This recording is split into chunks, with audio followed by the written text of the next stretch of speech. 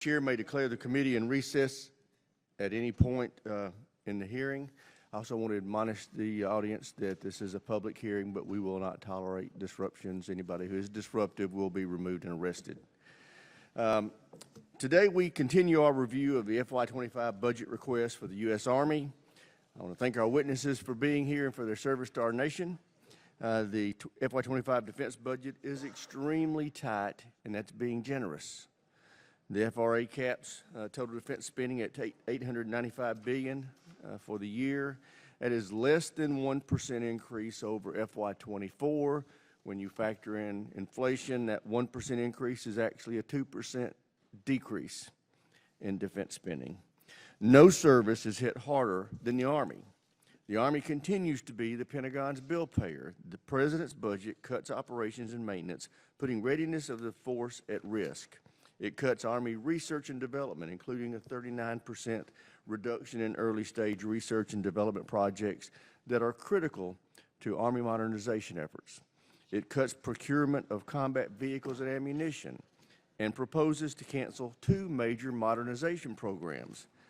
But for as bad as the budget request is for the Army, it will get much worse if Congress fails to pass the National Security Supplemental this week.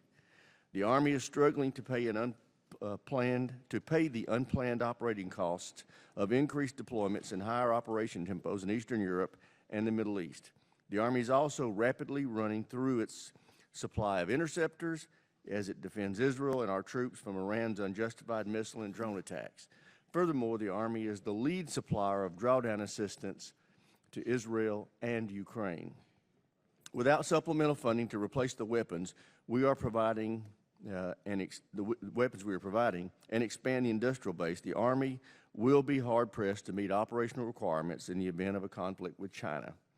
Making matters worse is the fact that the Army continues to struggle with a historic recruiting crisis. The Army missed its recruiting goals over the last 2 years by a combined 25,000 troops. The Army is taking action, though. I want to commend Secretary Wormuth and General George for requesting significant increases in this budget to improve the quality of life for our service members and their families. This includes increased funding to build new and modernize the existing barracks.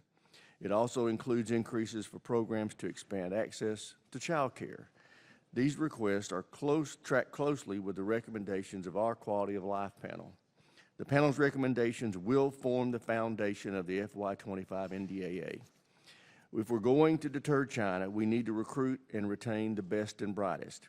Addressing the quality of life issues our soldiers face will help do just that. I look forward to working with my colleagues to enact these priorities, and with that, I yield to my friend and the ranking member for any opening statement he may have. Thank you, Mr. Chairman. I appreciate your opening comments. I too want to thank our witnesses, Secretary Wormuth and General George, for being here today and for their work on so many important issues within the Army. I just want to start with one point that the chairman made about the importance of passing the supplemental. I think it is enormously important for a number of different reasons, but certainly Ukraine is at the top of that list. I know members of this committee understand, I don't know if the public more broadly does, just how close to the edge Ukraine is right now. But crucially, if they were to get more weapons, they could successfully defend their country. They have proven that over the course of the 2+ years of this war. Absent that, you will see Russia in Kyiv in the not too distant future. We need to get that support to Ukraine now. We've already waited weeks too long. And I do also want to go on record as being deeply concerned about the convoluted process that the Speaker announced yesterday for trying to get that help to Ukraine. Now, it is certainly true that we don't always just have to take whatever the Senate does. The House should come up with its own idea. But we've had 7 months to do that and have not done that. So at this point, coming up with the twisted process that was announced yesterday will only further delay. Best case scenario, if they pull this together, maybe 2 months from now, we're able to figure this out. Once it goes back to the Senate with all of these additional provisions to it that the Senate has to sort its way through, that is basically boiling Ukraine to death slowly. We have an option, And that option is to pass the bill that the Senate passed 2 months ago, which would go directly to the president, would be signed, and the weapons would be flowing to Ukraine literally within days. Now, again, I'm not unsympathetic. Well, the House, we can't just do what the Senate does. We're the House. We should exercise our own will.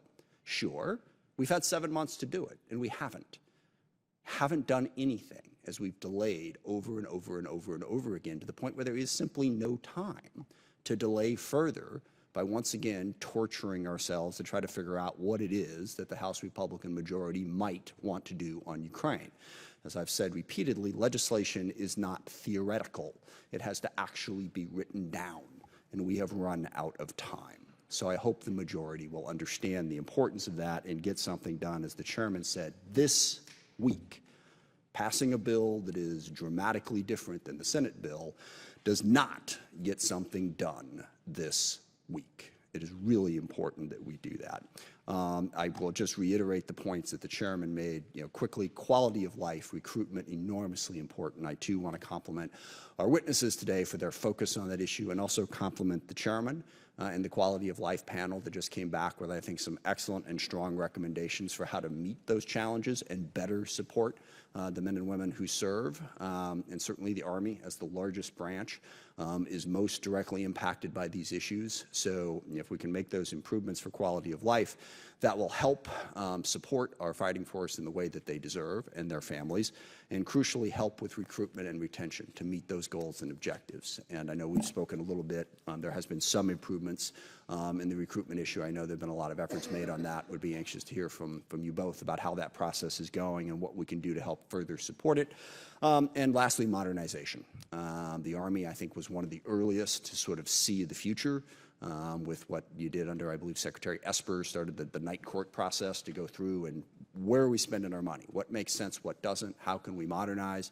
The Army Futures Campaign was a very forward-thinking move by the Army that I think has helped. But the goal is clear. We have to field the best, most innovative equipment as quickly and as effectively as possible. What has been seen on the battlefield in Ukraine is how rapidly changing it all is, and how it is crucial to have those new innovative technologies to meet the threats and challenges that you face. So again, I thank our witnesses. I thank the chairman. With that, I yield back. I look forward to the testimony. Thank the ranking member. Now I'd like to introduce our witnesses. The Honorable Christine Wormuth is the Secretary of the Army.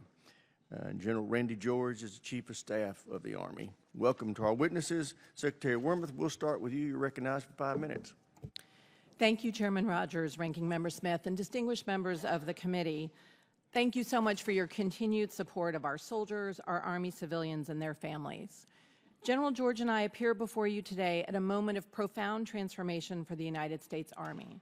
We're transforming our capabilities, our force structure, and our recruiting enterprise to ensure the Army is ready and able to defeat evolving threats, keep pace with technology, and attract the best talent so that we remain the world's best land fighting force. As we pursue this transformation, we are also taking care of our people, ensuring that soldiers and families have the quality of life they deserve to sustain our readiness now and in the future. This is my 4th year before this committee, and like last year, the Army's FY25 budget request continues to support the most ambitious modernization effort the Army has pursued in 40 years. We are making significant progress in transforming our capabilities by staying consistent in our modernization goals. Secretary, would you suspend? I'm going to ask the individuals behind you with their hands raised to cease, and if you don't cease, you're going to be removed. You're not going to disrupt this hearing. Now, are you going to take your hands down, or do you want to leave? If they go back up, you're to be removed. You can, officers, just remove them. Just remove them. I couldn't hear what she was saying. War is only solved with negotiation.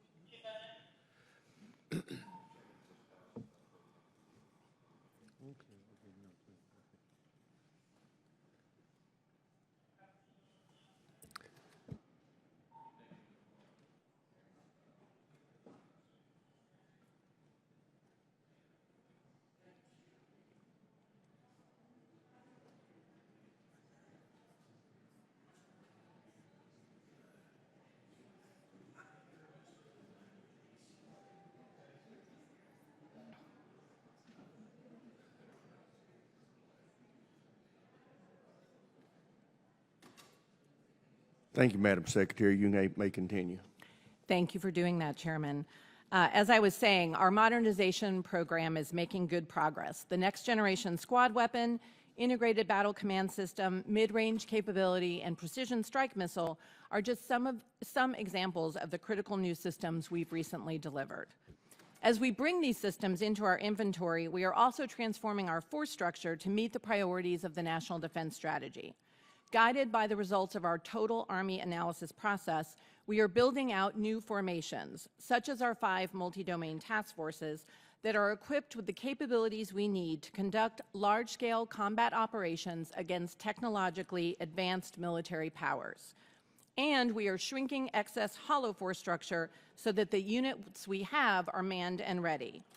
While these force structure decisions bring down authorized troop levels by about 24,000 spaces, our decisions will actually, our goal is to increase the Army's authorized end strength from 445,000 to 470,000 by fiscal year 2029.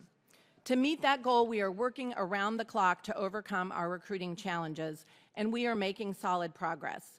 Building on successful initiatives like the Future Soldier Prep Course, we are fundamentally transforming our recruiting enterprise to better compete in a 21st century job market.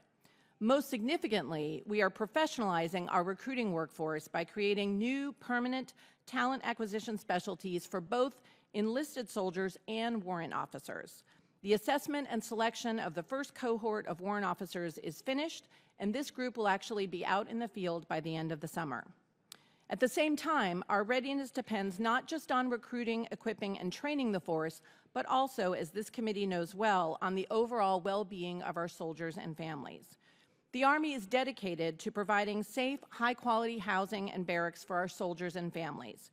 Over the next 5 years, we will invest an average of $2.1 billion every year in the construction, sustainment, restoration, and modernization of barracks for our unaccompanied soldiers.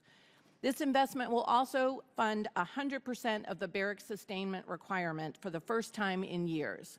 We are also leveraging the expertise of our Army Corps of Engineers to stabilize project costs, and we will be hiring civilian barracks managers so that our soldiers can focus on their warfighting duties.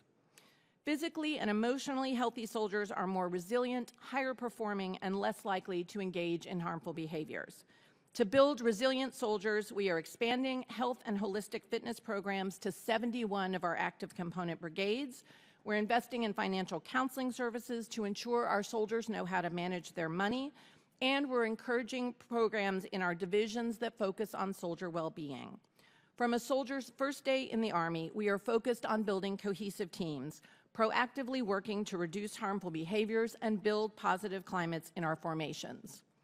Even as we transform, and we must because it is a very dangerous world, we are continuing to provide combatant commands with trained and ready formations. This year's budget includes $1.5 billion for activities tied to the Pacific Deterrence Initiative, and we've asked for $460 million for Operation Pathways, our series of exercises that aims to strengthen deterrence and build interoperability with our partners in the Indo-Pacific. In Europe, our troops are demonstrating our commitment to deterring Russian aggression. The Army is leading the effort to support Ukraine, from training over 17,000 Ukrainian troops to providing hundreds of vehicles, weapon systems, and millions of munitions. In CENTCOM, our soldiers are mission-focused and standing ready to provide further support for Israel's defense and to enhance regional stability. The Chief and I strongly urge the passing of a supplemental appropriations bill that will maintain critical support to our partners in Europe, Asia, and the Middle East, while investing in our own readiness. With your support, we'll continue to take care of our people and sustain the transformation that will keep our Army the best in the world. I'm proud of all that our soldiers and Army civilians are doing in service to the country and look forward to your questions. Thank you, Madam Secretary. General, you're recognized. Okay, thank you, Chairman. Chairman Rogers, Ranking Member Smith, distinguished members of the committee, thank you for the opportunity to talk to you today about our Army. The world is more volatile today than I've seen it in my 36-year career, and there is clearer cooperation between adversaries than we've seen in a while. A spark in any region could have global impacts. Meanwhile, the character war is changing rapidly, which we see from what is happening on battlefields in Ukraine and in the Middle East. Our Army is as important to the joint force as it has ever been. We must deter war everywhere and be ready to respond anywhere. So we are focused on providing the best Army with the budget we are given. Our soldiers deserve it, the joint team deserves it, and our nation deserves it. And that means making some tough decisions and finding ways to get better every day. As the Secretary already highlighted, our planned investments reflected in the FY25 budget will help our Army win the future fight and ensure that our soldiers and their families remain ready and resilient. Across the Army, we are learning from global events and continuously transforming how we operate, how we train, and how we equip. And I'd like to highlight a handful of things. We're learning that designs for things like unmanned systems must be modular, adaptable, and software defined. We are working to get relevant technology into the hands of our soldiers immediately. We are learning that counter-unmanned systems must evolve as the threat does to protect our formations and critical infrastructure. We are also moving out on that while being mindful of the cost curve. We need cheaper solutions.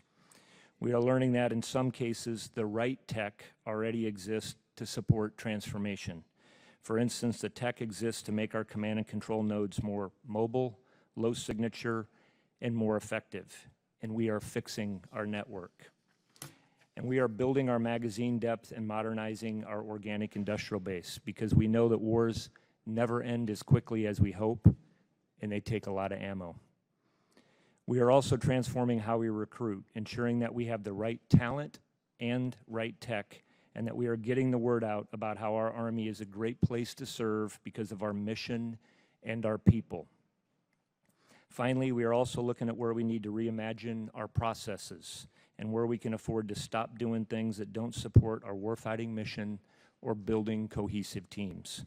I'm proud of what our soldiers are doing around the world to help defend our country. Thank you for your support, and I look forward to your questions. Thank the General. And I would like to make an announcement. For members here, please use the anteroom for your entering and leaving the chamber. It is discourteous to our witnesses and distracting to the panelists to have all this activity going through these doors back there. So I would urge members back in the offices, or staff of members back in their offices, to advise their members of that. I recognize myself for first questions. To the both of you, can you lay out the risks that you're taking in this budget as a result of pressure from ongoing high levels of inflation and top-line spending cap? And what does that mean in terms of our ability to effectively deter China, Russia, and Iran?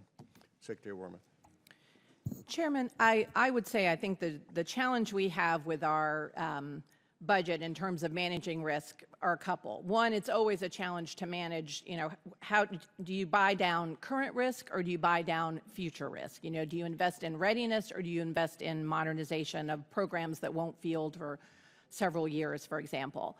The other challenge we have, of course, is where do we spend that incremental dollar? Do we spend it on a weapon system like our long-range hypersonic weapon, or do we invest it in, buying down, basically increasing the quality of our barracks inventory, for example, or looking at, buying more combat training center rotations? Those are the kinds of choices that the chief and I have had to make for the last few years. But I think, on balance, in terms of our ability to deal with China and Russia, we are investing in the right kinds of systems. We are making good progress with our modernization, and we're meeting all of the demands that the combatant commanders are putting on us right now. General, your thoughts, I understand that you're investing in those things. Are you investing enough to have a deterrent effect? That's my concern, General. Yeah, Chairman, I would. There's a couple of things that we put in that I put in the my unfunded priority list. If we had another dollar that we would spend on, and some of that has to do counter-UAS, for example, is a large portion that's in there. And some of that, since we submitted this budget, is how the world has changed and things that I think that we need to get after. And then I think what you'll also see in there, we've invested a lot in munitions and building our, our magazine depth that we both talked about up front.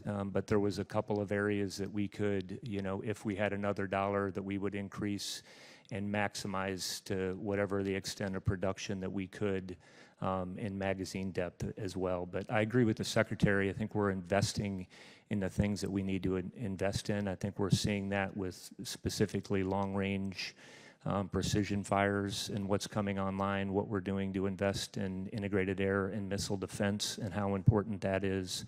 And then counter UAS is something that I think we have a lot of that in our budget, and we'll need to turn faster on that. Okay, Secretary Wormuth, we've talked about, and you heard me make reference to it in my opening statement, the recruiting headwinds y'all been facing. How significant do you think the improvements in quality of life, the measures that we're proposing, that you've requested, are going to impact that recruiting problem? Chairman, I think, of course, it will be helpful the more we can point to quality barracks, competitive pay with the civilian sector, for example. I think where that's really going to help us is continuing to sustain our historically high retention. Honestly, in the data that we have, we don't see concerns from young Americans about whether the pay is competitive or even whether the barracks are good quality. But certainly, once folks join the Army, they see their earning statement, they see where they're living, and that shapes, I think, whether they want to stay in the Army. I think a lot of what we've done to see improvements in our recruiting has been opening up the Future Soldier Prep course, selecting our recruiters in a different way, and overhauling their training to help make them even more effective. So you don't think competitive pay is essential in the recruitment process? We haven't seen it as a concern. Young Americans basically right now see the pay as relatively competitive, of course, and I think that's partly because you all have passed a over 5% pay increase last year. There's a budget request for another pay increase this year. So I don't see that. The soldiers are not indicating that that's a huge concern, at least the folks who are looking at joining the Army. Okay. Chair recognizes ranking member. Thank you. Just following up on the modernization question, when you look at where it is most important for you to modernize, you look at the battlefield in Ukraine, drones, counter-drone, force protection, long-range fires, those are certainly the things that seem to be most important in a battlefield fight that you would be facing. And there's a lot of concern. We don't have the level of drone manufacturing, certainly in terms of ISR drones and all of that. So I think it's something like 90% of your average small, ISR drones are made in China. And what are we learning about what we're going to need to have adequate force protection against incoming threats? What are the key technologies and how are you developing them? And it's for both of you, but start with Secretary Wormuth. Certainly, and I know General George will want to build on this. Well, we are making significant investments in integrated air and missile defenses. So this budget has over $2 billion for systems like maneuverable SHORAD, which will go along with our infantry forces to provide them protection against things like drones. We have directed energy. We have a directed energy version of that, Congressman Smith, that's currently in CENTCOM. We think it's very important to invest in things like directed energy and high-powered microwaves. Sorry to interrupt, but just because I was over in the Middle East a couple times the last couple of months, and force protection is a huge focus, obviously. Is directed energy actually going to work? Because we've been talking about this forever, and it's not really fielded in any sort of comprehensive way. And have we gotten to the point where this technology is actually going, is it worth the investment? Is it going to help? Is it going to get us there? And is this going to happen, like, I don't know, in my lifetime? Our prototypes right now that are in CENTCOM are performing pretty well, and one of the reasons we sent them there is we want to see how they do in a desert environment. Anytime you've got lasers with sand, but they're performing well. I think the more open question, which you alluded to, is can we get them to a place where they're affordable at scale? And that we are still working on. But I think there's a lot of promise with both lasers and high-powered microwaves, particularly against swarms. That's helpful. Sorry to interrupt. Go ahead. No, that's okay. Why don't I let the chief speak to some of the UAS issues? Yeah, Congressman, I think first, what we're focused on is a layered defense. You have to have a layered defense with, several different capabilities, so both kinetic and non-kinetic. As the Secretary mentioned, what we're doing over in the Middle East, we're actually sending, we want the user, tester, developer, all there together to make incremental improvements. We've seen that, for example, with the Coyote missile, and it's been very, very effective of doing that. So I think that that's what we're looking at broadly. You asked, what do we have to do to tie all this together? One of our big focus areas is the network. If you cannot command and control, you cannot be dispersed. I mean, what we know is that you can be seen right now given space and the ubiquitous sensors that are out there. So we have to lower our profile, and I think that's for everything that's on the battlefield. It's going to have to be more mobile, lower signature, and a lot of that technology exists right now, and that's what we're focused on doing so that we can tie all of these sensors together. But I agree, there's 3 places that I think we need to move faster in, and that's UAS, unmanned systems ourselves, counter UAS, and then EW, because that is changing in weeks. Right. And we need the flexibility, I think, to be able to change with that. And it's something the chairman and I have worked a great deal on. We need to give you more flexibility in terms of how you spend your money and how you make your investments. We're working on a variety of different ways to do that. I think the R&D, pretty good. Procurement still takes too long. I mean, if you've got an idea in those areas, or frankly, any innovative technology and you're a company out there, DoD will probably help you with the R&D. But if you actually get it to the point where you have something that is developed and is ready to go, we are still way too slow in purchasing it, and that's undermining it. One final question along those lines. Partnerships are going to be crucial in meeting our production needs when it comes to ammunition. I know there's a Turkish company now that's getting ready to build a plant in Texas that will be making a substantial portion of our 155 rounds going forward. Who are the key partners that you see when you're trying to figure out how do we make sure we have enough munitions, ammunition, everything we need? Who are you thinking about partnering with globally, like we've done with Turkey and some other examples out there?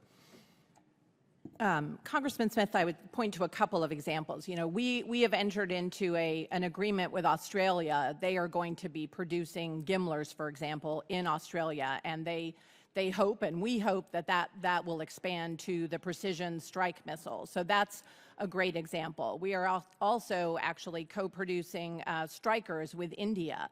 So I think the more that we can find some of our allies and partners who want to have those kinds of arrangements, the better, particularly when they are actually in the theater, because that allows us, obviously, to produce munitions in theater and not have to bring them all the way from the United States to a conflict. Yeah, no, I think that's absolutely crucial. I mean, we have a lot of partners out there who want to work with us, who have incredible production capacity. We're going to have to work with them to meet our needs going forward. With that, I yield back. Thank you, Mr. Chairman. Chair, I recognize the gentleman from South Carolina, Mr. Wilson. Thank you very much, Mr. Chairman, and thank both of you for service. As a 31-year veteran myself, and I had 3 sons serving in the Army, 1 year in Iraq, field artillery, another signal in Egypt, and my youngest a year in Afghanistan. So Army service is very, very important to me, and that's why what we're into is so incredible. We need your leadership now more than ever. Today, the Army is engaged in multiple fronts across the globe. We find ourselves in a war we did not choose, of dictators with rule of gun invading democracies with rule of law. This, of course, began with war criminal Putin invading Ukraine on February 24, 2022, and then Iran puppets invading Israel on October 7th, with the Chinese Communist Party threatening Taiwan. We need peace through strength, protecting the border of Ukraine, Israel, Taiwan, and America. And sadly, with the Biden open borders, we have so many terrorists coming across into our country. What a risk of this coming in, and of 9/11 attacks across the United States. And we understand that attacks could be imminent, as the FBI has over and over again warned. It's vital that we maintain an Army able to rein in and project ready forces to defend our Constitution, our interest, and our foreign allies and partners. Secretary Wormuth, this weekend, we witnessed hundreds of drones and missiles by the regime in Tehran and its puppets against the people of Israel. I was grateful that despite the size of the attacks, Israel was able, with the United States, UK, France, our allies, to stop and defeat the threat. But This reinforces Ready Now U.S. military. Secretary, wouldn't a supplemental provide for the production of critical munitions and benefit our nation in building a robust defense industrial base? Yes, Congressman, it would actually. The passage of a supplemental would be crucial for the Army in a number of ways, but one of those ways is certainly allowing us to continue to strengthen our industrial base. For example, you've heard us talk a lot about our goal of getting to 100,000 rounds of 155 a month. If the supplemental does not pass, we will not be able to reach those production levels, and that's just one example. And I would also highlight that those munitions are made in American factories with American workers so that they benefit people right here in the United States. And that point just has got to be restated over and over, so thank you very much. And General Wormuth, we continue to see the downsizing of the military with the Army's fiscal year 25 in-strength request well below what is authorized in strength for the fiscal year 2024. I am grateful to represent the U.S. Army Training Command at Fort Jackson, South Carolina, where we have a great commander with Major General Jason Kelly, and he's done so much working with the TRADOC Commanding General, General Gary Brito, on running the Army's Future Soldier Prep Course. This Future Soldier Prep Course has been so successful, the Army is already expanding the program. With the success of this program, do you think it's instrumental in increasing recruitment, and should other services establish and maintain a similar program? Congressman, we're really proud of the work that's going on down at Fort Jackson with the Future Soldier Prep Course. We've had more than 18,000 new soldiers that have come through there, and as you mentioned, we've expanded that to Fort Moore. What's important for us is that we are taking people out there and we're bringing them up to our standards, both academically and physically, and so we think that that's critical. So I'll leave it to the other services. I think the Navy is doing something similar, but we're looking in the Army at this holistic at recruiting, and we have found this to be very helpful. Well, it's an excellent program. Additionally, General, we can learn from what's going on. War criminal Putin is conducting trench warfare. We thought that was over with. Putin is also conducting a barbaric tactic of attacking a civilian apartment complex, and then a few minutes later, when the emergency personnel come, fire, EMS, police, that's when the real attack comes. The intent is to discourage the population and also discourage the EMS. What are we doing to learn on this, how to address this? I will tell you, Congressman, that we have, and this is something that we talk about almost as much as we do recruiting, is what we're learning from the lessons in Ukraine. We have a fairly extensive team that's over, and we're doing a lot to support Ukraine right now over with U.S. Army Europe. Gentleman's time's expired. Chair, and I recognize the gentleman from Connecticut, Mr. Courtney. Thank you, Mr. Chairman, and thank you to both the witnesses today for your service and your testimony. Again, I want to begin by foot stomping what the ranking member said. The testimony we heard last week from General Cavoli in terms of just how dire the situation is in Ukraine. We do not have time for the gymnastics of a bifurcated, fragmented legislative package. We have a bill that passed 70-29 on February 13th, sitting in the clerk's desk, and all it takes is, frankly, just getting it to the floor for a vote and letting it work its will, which I believe will pass the measure and get it to the president's desk. We heard from Transcom at our subcommittee the other day. I mean, we know that our planes are ready, our ships are ready to get the help there. So it really, the House is the bottleneck right now, and we've just got to move in terms of solving this problem. Also, just to comment really quickly on the quality of life measures. Again, I represent a district with the largest military installation in New England, the Groton Sub Base. We have E4s and less who basically, if they have kids, rely on food assistance in terms of SNAP to put food on the table. So I want to applaud Mr. Bacon and Congresswoman Houlihan for their great work in terms of this package. The Navy was off by 7,000 in terms of their recruitment last year, and to me, it just is kind of blindingly obvious that we need to boost the package to attract more people. Secretary Wormuth, recently the Army's aviation rebalancing announcement on February 8th terminated the FARA program. We've had good briefings, from your team to sort of walk through folks, particularly from Connecticut, in terms of the thinking behind that.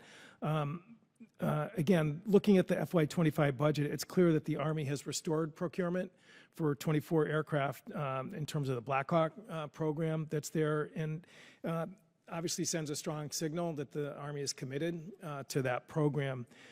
If Congress were to provide multi-year authority, early in terms of that program, could you execute that authority to, again, just further sort of solidify the industrial base? Congressman, it's certainly our plan to use multi-year authority for that contract when the current contract expires, which is, I think, a couple years from now, if I'm not mistaken. But we're prepared to sit down with Lockheed and Sikorsky and negotiate that follow-on contract in the relatively near future. Well, I appreciate that. I mean, again, clearly, I think there's a pretty solid consensus that this is the path forward. Our foreign allies are also chiming in terms of their orders into that program. The benefits of early authority in terms of just price and as I said, stability is, in my opinion, very attractive, and hopefully we can continue to work with you and your office to try and achieve that goal.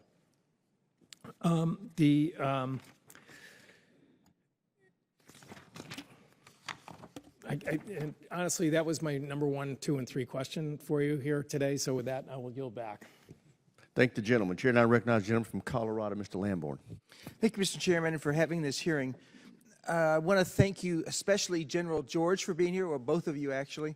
But this is your first appearance as Army Chief of Staff. You're a former commander of the storied 4th Infantry Division, headquartered in Fort Carson, Colorado. So welcome here.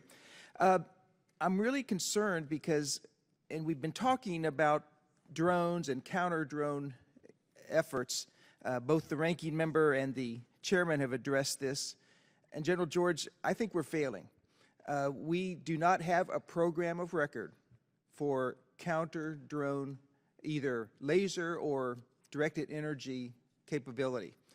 We have no program of record. We're doing some research and development. We've been researching and developing for a long time, but we have no program of record. We're not producing any kind of meaningful capability to put out in the field.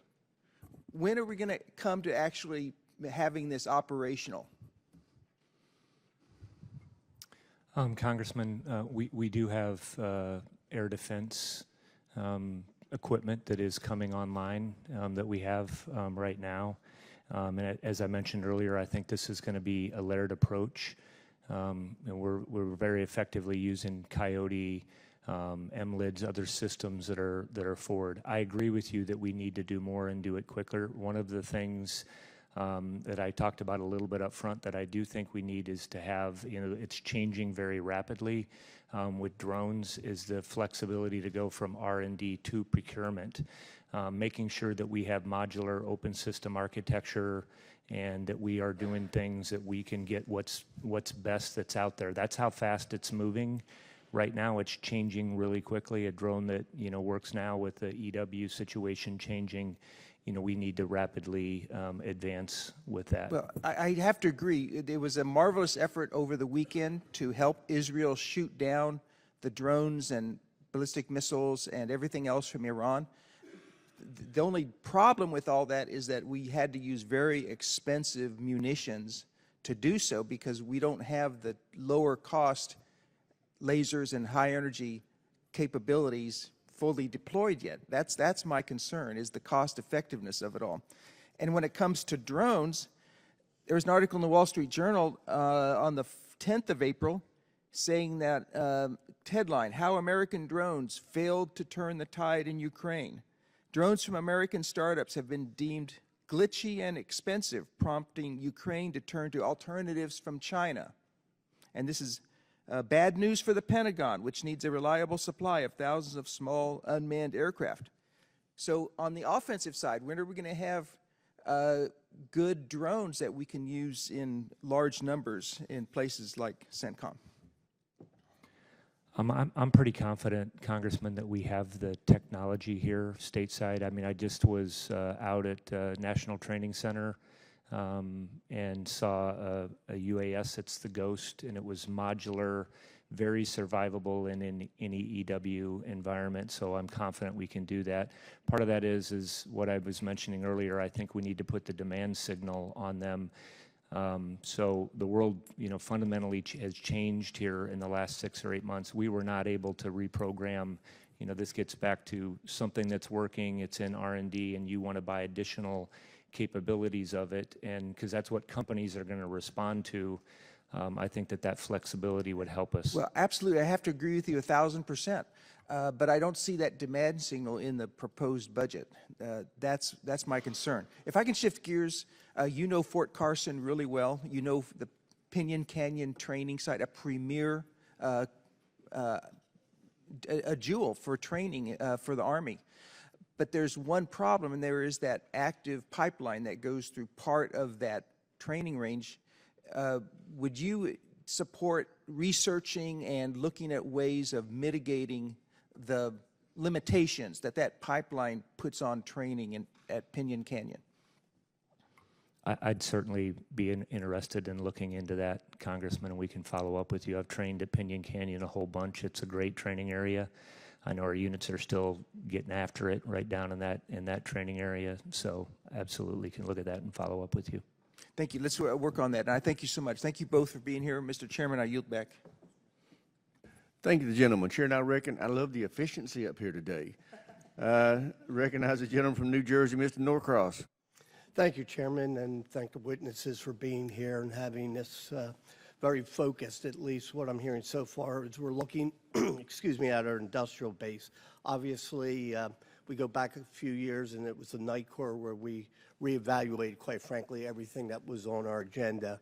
And the idea that is a living document that you've made adjustments, I think, work extremely well in what you started there.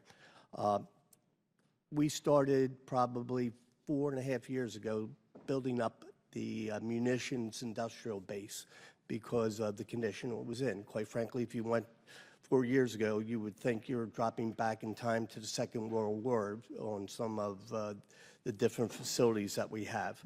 But the fact of the matter, and I heard the ranking member talk about the facility we're building down in Texas for the 155s, along with some Turkish partners.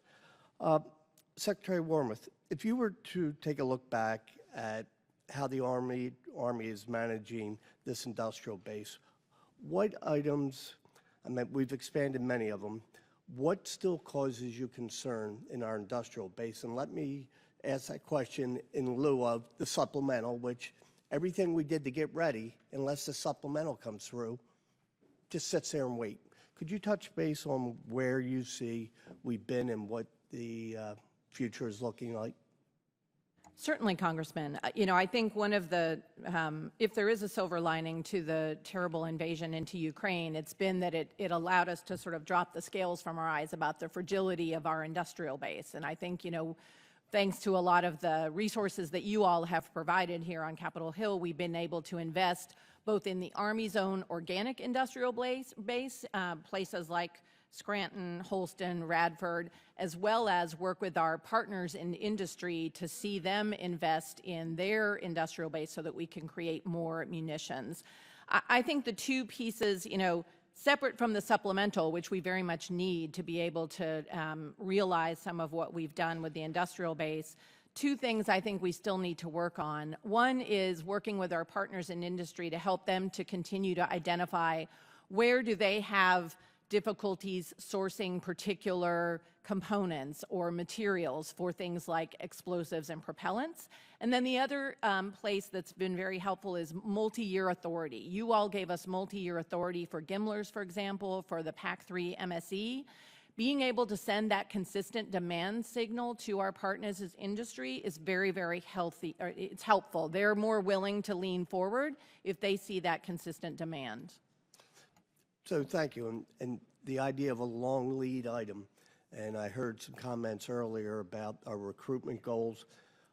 This is not unique to the Army or any of our services.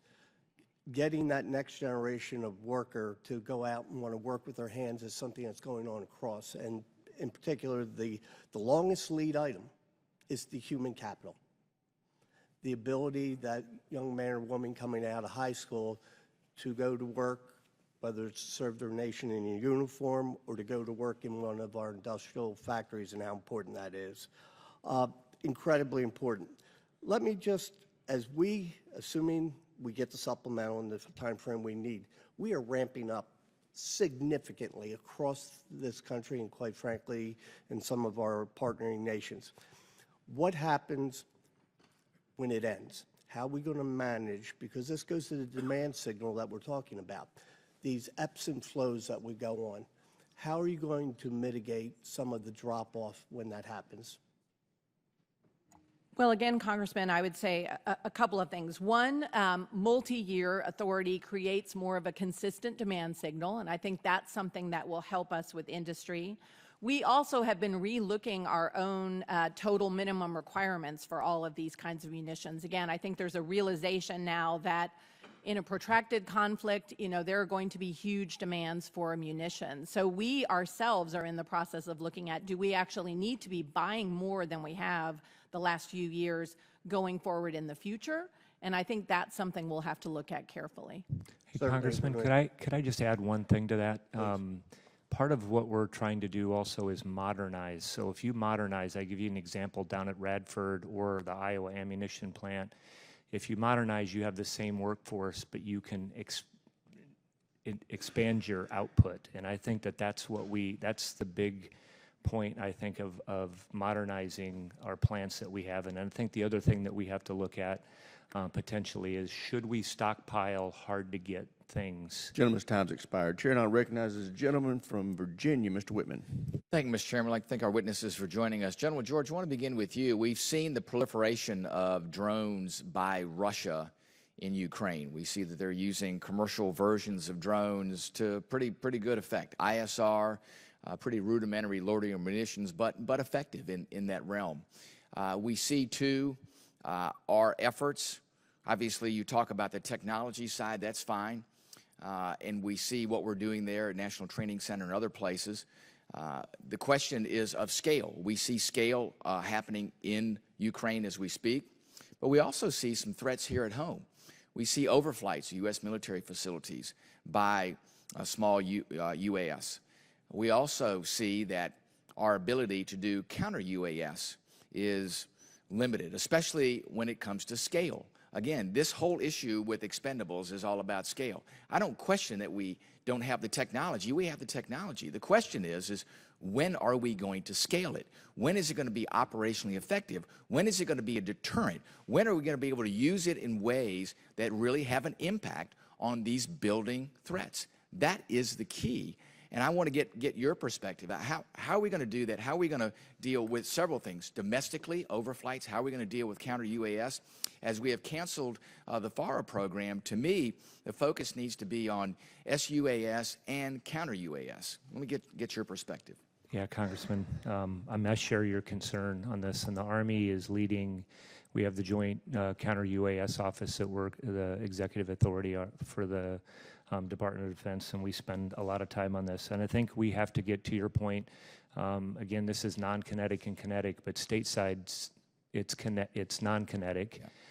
That we have to get after. And I think that some of this is authorities and permissions that we're working through, obviously with other interagency and what you have with airlines, FAA, and all of that. I think what's going to help us, again, is I think we have to go, the environment's changing really quick. I think to get scale, we have to build things that are open system architecture that can plug and play with all of our systems that go into all of our radars and all of our sensors. And then we buy the best thing that's out there on the market and continuing to do that. And that's kind of where I think our point is on flexible funding. If you could go from R&D, you got systems that were working, you could buy it very quickly. And I think that that's in UAS, counter-UAS, and EW systems. I think that we're going to have to be on a faster schedule.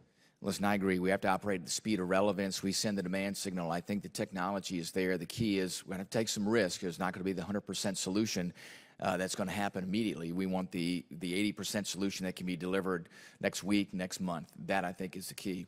Secretary Wormuth, let me ask you, another element, logistics in the Indo-Pacific, key. Army, in order to get around, needs watercraft. As we know, the Army's gone through a period of time where now watercraft's back in the game. Fort Eustis, Virginia, the logistics center, being able to move and put that temporary facility there going into Gaza. It brings to light the key for logistics in Army watercraft. The Army, unfortunately, through the years has been divesting in watercraft. Now you look at testing and Project Convergence with the Navy and Marine Corps figuring out, hey, what should the future hold? Give me your perspective. It seems like we are on a roller coaster here. You know, we sell watercraft, and now we're going to get back in the business of buying watercraft. What's the Army's vision for the logistical need, especially in the Pacific, for Army watercraft? Listen, our sailors are great, and our soldiers are great, but until they can walk on water, we got to put them in watercraft. Thank you, Congressman. I will say I was a little surprised when I came in as Secretary of the Army to see the extent to which the Army had divested its watercraft because the distances in Indo-Pacific are obviously considerable. So we are trying to reinvest in watercraft. You know, we're going to have a composite watercraft company in Japan very soon. We are looking at, frankly, trying to find ways to build up our watercraft capability maybe in a way that's a little bit more cost affordable. So I think we're going to be looking at leasing and some other options, but we are making a significant investment in watercraft. You know, another part of contested logistics is obviously pre-positioned equipment. We've got to be working on that. And we've got to be continuing to work with our allies and partners in the region to gain greater access and basing opportunities, which is also really important. Yeah. One key measure in SUAS, counter-UAS, Army watercraft, the speed of relevance matters. Thank you, Mr. Chairman. I yield back. Thank the gentleman. Chair, and I recognize the gentlelady from Pennsylvania, Ms. Houlihan. Thank you, Mr. Chair, and thank you so much for the opportunity to talk to you all today. I'm going to start with where the chairman and the ranking member started, focusing on the urgency, the sense of urgency, the dire urgency of getting our supplemental passed as it stands from the Senate is the only path that I think many of us see to happen. I would like to not be political, but have to be for a moment. We just recently discovered that votes were going to be canceled in the June timeframe so that a large contingency of the House could go to D-Day observations for the 80th. And there seems to be a lack of understanding of the irony of us piling into aircraft to go overseas to honor and observe the 80th of D-Day without understanding the history that went behind that and the fact that the United States remained largely isolated for a very long period of time, arguably way too long, and then we ended up in a global war, a world war. And I worry that we're heading towards a World War III if we don't do the right thing by voting for the supplemental and voting for it now. It has been now, I think, since October that we've had the opportunity to do something, do the right thing, and we haven't done that. And speaking to World War III, I do not want to see our men and women in uniform engaged in any way, shape, or form in any sort of conflict on any soil. But we do have to face that. You all said that in your testimony, that this is one of the scariest times in your careers in terms of what's going on around the world. And so we need to think about our readiness. We need to think about the men and women who are in uniform. And so that's why the work, I think, of the Quality of Life panel has been quite essential, so that we're preparing for the fact that we want to make sure that we have the best military in the world, which I believe that we do. So my first question to you would be to talk a little bit about the Quality of Life panel. There were 5 categories: member pay, spouse employment, childcare, housing, and health care. I would love to know from each of you which of those resonates most, do you think, with you? Well, Congresswoman, I think they're all pretty darn important, you know, and I want to first thank the Quality of Life panel for the work that you all have done. And I think a lot of what we've tried to put in our budget is consistent with the recommendations that you all made. You know, we have a very significant investment in barracks. I think that is absolutely critical. They're just too many instances that I've seen myself where I've gone and seen barracks that just are not acceptable. So that's key. I think we do want to continue to look at making sure that our soldiers are being compensated competitively with their civilian counterparts. Healthcare and childcare is really important. We have, frankly, I think keeping families in the Army, childcare is really important. And we have been investing in CDCs. We've also really been trying to focus on staffing at our CDCs, because if we can get the percentage of staff closer to 90%, we're better able to take kids off the wait list. That's a challenge in a lot of different places, but we're very focused on that. We're giving recruiting bonuses to our child care workers, retention bonuses. So that is really important. And I think spouse employment is another piece of keeping people in the Army. I think one of the best things we've done there is the Career Accelerator Pilot, which is a 12-week sort of paid fellowship to put spouses in companies in small firms that eventually lead to permanent employment. And about 40% of the participants now are Army spouses. So that's a few things. I appreciate it. In general, Yeah, I'll just comment. I mean, there's, Congresswoman, there's always been 5 buckets when I've been a commander. And 4 of them are on there. The other one I would add that's always important to family is schools, where you're going to go to school in the local area. And for us, I think it depends. The approach that we're trying to take is that every location is a little bit different. I was just up at Joint Base Lewis McChord up in Washington and Tacoma, Washington. Housing and CDCs were the two, the challenge right there. And they're everybody's struggling to hire workers on and off base. And I think that that's going to be our challenge, is that we're going to need the flexibility to get after solutions locally, because everywhere is a little bit different. Housing is also a problem there. In other areas, it may be, spouse employment or schools. And that's the kind of the approach that we're trying to take with these. I absolutely look forward to working with you guys and with the committee on the next NDAA on these really essential issues. And I agree with you, having grown up in the military as a military child, your school really mattered. Every year moving a different school and a different set of rules, it definitely affects the family. Thank you, and I yield back. Gentlelady yields back. Chair now recognizes the gentleman from Georgia, Mr. Scott. Thank you, Mr. Chairman. I too hope that we get to have a vote this week on Ukraine aid and Israel aid and Taiwan aid. I will say I personally think the Speaker is doing the right thing to separate them. I think they're 3 separate issues, and whether we roll them back together at the end of it or not is a leadership decision. But there are people in my party that will vote to support Israel, that will not vote to support Ukraine. I think they've made that very clear publicly. And I think there are people on the Democratic side that will vote to support Ukraine that will not vote to support Israel. And so I think that every member should have the ability to vote their convictions on each of those. And more importantly than that, in our democracy, I think the citizens should have the right to see how their members vote as we go into this election cycle. General George, you've been in the military a long time, and I'm going to quote a historian, an Army historian, Vail Motter, from Oil and War. No matter how well fed, equipped, and officered, without oil and gasoline, the modern Army is a hopeless monster, mired and marked for destruction. Was he correct in those comments? I missed the first part. Without oil and gasoline, is that? Does the military need oil and gas to function? Yes, we do, Congressman. The Russians have shown no mercy in attacking the energy infrastructure in Ukraine, regardless of what type of energy infrastructure it is, including the oil and gas.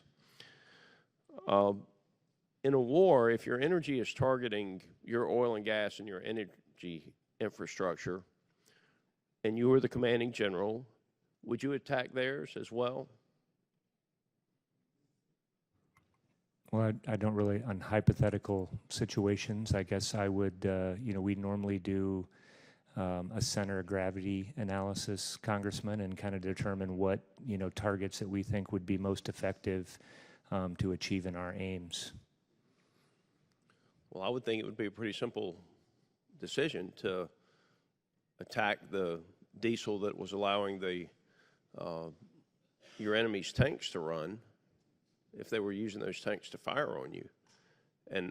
we don't understand. I don't understand why President Biden thinks it's okay for the Russians to attack the oil and gas infrastructure in Ukraine and the Ukrainians not to attack the oil and gas infrastructure in Russia. I mean, Secretary Wormuth, can you tell me why President Biden is opposed to the Ukrainians attacking the oil and gas infrastructure in Russia when it is the oil and gas infrastructure in Russia that is funding the war against Ukraine?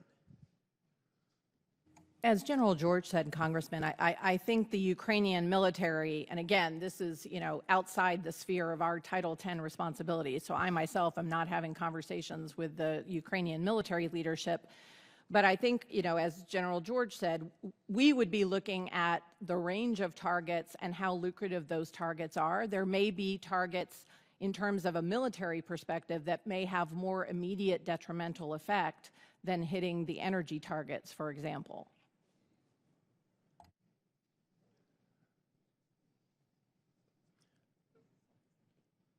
You know good and damn well in a war, when someone's firing at you, you fire back at them. That's all there is to it. You can't let them attack your oil and gas infrastructure and your energy supply and you not attack theirs. Even if they're not attacking yours, if you want to win, you're going to attack theirs. That's just all there is to it. I would only add, Congressman, that given the relative scarcity of munitions that the Ukrainians have at this point, in part because they're waiting for us to pass the supplemental. Madam Secretary, with all due respect, the reasons the Russians have as many weapons as they have is because Joe Biden did not enforce the sanctions against Russia. And Putin took all of that money from his growing economy and he put it into weapons manufacturing. If Joe Biden had enforced the sanctions against the Russians, Putin would not have the weapons that he has, and he would not have been able to rebuild the military that he has. I hope we get the supplemental done. I hope we get the supplemental done. But the White House has not done their job in helping to win this war. I yield. Chair, I recognize the gentleman from Massachusetts, Mr. Moulton. I just got to say, I mean, the hypocrisy, the utter hypocrisy of House Republicans refusing for clearly political reasons to pass Ukraine aid and then blaming Joe Biden. I mean, I have been critical of certain aspects of this Ukraine war. I'm not afraid to criticize a Democratic administration. But the alternative is a president who has said and has proven he will support Putin and Russia. That's the alternative here. It's amazing. To focus for a second on China, General George, can you just articulate to me what the Army's strategy is in the Pacific? The Marine Corps has laid out a very clear strategy for how the Marine Corps will be used to deter and counter a Chinese aggression in the Pacific. What is the Army's role?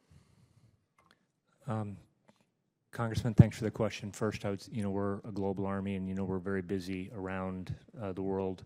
One of the things that we have not done, as busy as we have been very focused in our forces out in the Pacific. And what I always say is that there's no such thing as an air or maritime theater. It's a joint theater, and I think the Army plays a huge role over there. So I'll run down and give you some of the examples. I think we've seen just how effective and hard to target land-based long-range precision fires are. We're continuing to add those, and right now we have the medium-range capability that's actually out and exercising with our partners out in the Indo-Pacific. I think that we bring integrated air and missile defense to the joint force and to our partners and assisting with that. I think the Army plays a huge role in contested logistics. The question came up earlier before, so it's pre-position stocks and what we're going to do. Those are going to be joint missions that are over there. So I think we have a big role, and I'd end with command and control, because I think that that's something that we have exercise on a daily basis around the world in large-scale operations. You're ready to go to war today if that's necessary, but are we where we need to be for the China fight in the Pacific, or do we have more work to do? How we're looking at this is I think we got to get better every day, and I mean that's what we're tasking everybody to do. I think we need to grow ADA forces is one as an example that I think, and we talked about getting, recruiting more and growing that capability. But I think we're on a great path forward with the capabilities that we have, and now it's just expanding those capabilities. Yeah, so that's exactly my concern. You've hit the nail on the head, General. The capabilities that we have. A lot of your modernization efforts seem to be on modernizing existing capabilities, and yet in the war in Ukraine, we've seen how $5,000 drones can very easily take out $5 million tanks. Now, the Marine Corps has a much more aggressive modernization program where they're just saying, we got to move on. We make some tough divestitures, not saying that you can't find some use for a tank, but the Marine Corps has said, we're going to get rid of tanks. We're going to invest in long-range rockets and missiles. We're going to do things to fundamentally change the nature and constitution of Marine rifle units at the lowest level to make them more lethal and effective in today's world. Why is the Army pursuing an incremental modernization strategy rather than a revolutionary strategy? I actually don't think that we are, and I will tell you first, Congressman, is that we're still going to need tanks, we're still going to need artillery, and the Army is still going to be, our country is still going to require that for us. So how are you going to use artillery? We can't. General, how are you going to use artillery? I'm talking around the world, and we are going to need that capability in other places, but we are. Are you divesting of any of it? We are making adjustments. We're buying additional long-range fires. We're taking a look at our whole fires portfolio. I'm almost out of time, but Secretary, do you think the Army modernization schedule is fast enough? Congressman, we always want to be faster. I think General George and I are very focused on figuring out how can we go faster. But here's how you can go faster: get rid of old stuff you don't need, or is not as relevant today. We are doing that. We are doing that, Congressman. We've taken some tough criticism for this, but as a result, they're really modernizing their force at a pace that can at least have a chance of keeping up with China's modernization efforts. And I just worry that the Army is hanging on too much to old gear. Well, we just decided not to pursue the future aerial reconnaissance aircraft. We also have stopped operating Shadow and Raven. So I would give those as examples of things that we've divested pretty recently. Gentleman's time so that we can move Chair now forward. recognize the gentleman from Nebraska, Mr. Bacon. Thank you both for being here. There you go. I know it's hard to find who's speaking. I want to talk about the suicide rates we've been hearing about with the armor units. We hear they're significantly higher than the other specialties. Some thoughts are it's because of the high ops tempo and the rotating deployments to Poland. What is your assessment of why the suicide rates are significantly higher for armor personnel? Congressman, we are looking into that because we want to better understand it. Our data shows actually that the suicide rates are higher actually in our Stryker units. They're higher generally in Stryker, armored, and light infantry. So it's not just the armor folks, and I'm not even sure that the armored units are having the highest rates, but we want to understand what's happening there. I do worry about the op tempo for those units. And one of the things that we are going to do and are already doing for a number of reasons, but to include trying to make sure we're reducing pressure on those soldiers, is lengthening the windows in rearm. We had said that basically they would have 8 months to deploy, 8 months to come back and do modernization. And we found that in reality, they just can't move that fast. So we're going to lengthen those windows to give them more time. But we're going to look further into that because we obviously want to prevent suicides everywhere we possibly can. You're right. I have just one source, so maybe that data isn't right, but it was concerning to read. It's absolutely concerning, and and we share that, and I'd be happy to follow up with you and have our folks talk in more about the data that we have. Is there any thought about permanent basing in Poland? I think, there are pros and cons associated with permanent basing. It's going to be overseas military construction. We would want to build schools and the kinds of amenities that our families would need. Certainly that would have some benefits in terms of operational tempo, and I think the Poles, I'm sure, would be very interested in hosting us in a permanent way. But I think, we'll continue to look at those kinds of issues as we look at force posture in Europe going forward. Okay, can I mention just one thing, Congressman? Yes, sir. The other thing we've done is made an adjustment on this. For example, we had an ABCT that was rotating to Korea. It's now a Stryker unit that's doing that. And I think the other thing, in looking, agree with the Secretary, I think that the challenge would be on anything permanent basing. It'd be like, okay, where's it going to come from? You know, what unit is it going to come from stateside? And so right now we have flexibility, I think, with deploying our units that helps. And there's probably other things that we need to grow right now if we're going to grow a new unit, like air defense artillery or counter UAS batteries or some of those other capabilities. Thank you. Turning to barracks, I appreciate your plan for increasing your spending and trying to repair the damage that's been done over the last decade. And you've already addressed this, so I won't drill into that so much. But I am curious, how did we get there? Because when I was the commander at Ramstein in 2008-9, I was commander at Offutt 2011-12, I had 4-star generals inspecting the dorms. And if they would have been bad, I would have got fired.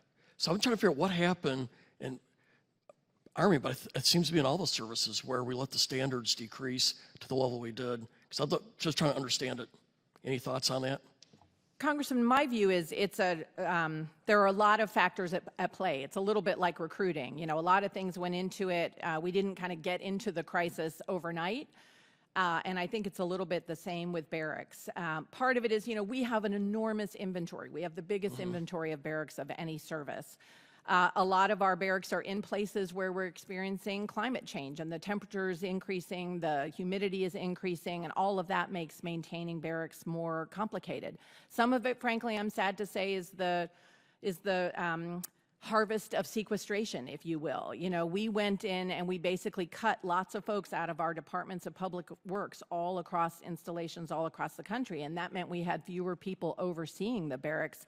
And some of it is, I think, you know, the Army has always struggled to find enough to invest in barracks and do modernization and other things. So I think there's a lot of things that went into it, but we are very committed now to doing everything we can to get out of it. Thank you. With 30 seconds left, I'll yield the remainder of my time back. Very generous of you. Chair now recognizes the gentleman from California, Mr. Garamendi. Thank you. I'll take the 5 minutes, 30 seconds. Thank you. No. I really want to follow up on what the ranking member, Mr. Smith, raised early on, and that has to do with the process of getting a supplemental done. It appears as though we're headed for a very complex mechanism that may very well cause significant delay in the enactment of the supplemental. And so for Secretary Wormuth and General George, could you speak to the imminency of the problem of not having a supplemental for these many months? In fact, it's been 1 year since the Congress has voted for any support for Ukraine. So if you could speak to the nature of the problem that you're facing. Certainly, Congressman. You know, first of all, I think in terms of the imminence issue, as General Cavoli said when he was here last week, I believe, you know, the Ukrainians are in dire need. They are running very low on ammunition. They're running very low on Patriot interceptors, you know, the things that they need to intercept all the missiles that the Russians are launching at them. And the sooner the supplemental passes, the sooner we can turn the spigot back on. He actually said a matter of a few weeks, and then redefined it to probably 3 weeks. Get it done or else. Yeah, it is very concerning. It is very concerning. And for the Army, you know, in terms of imminence, we have been cash flowing almost $800 million to support largely the Ukrainians, all of the training that we've done for them, but also some of the work we've done in CENTCOM.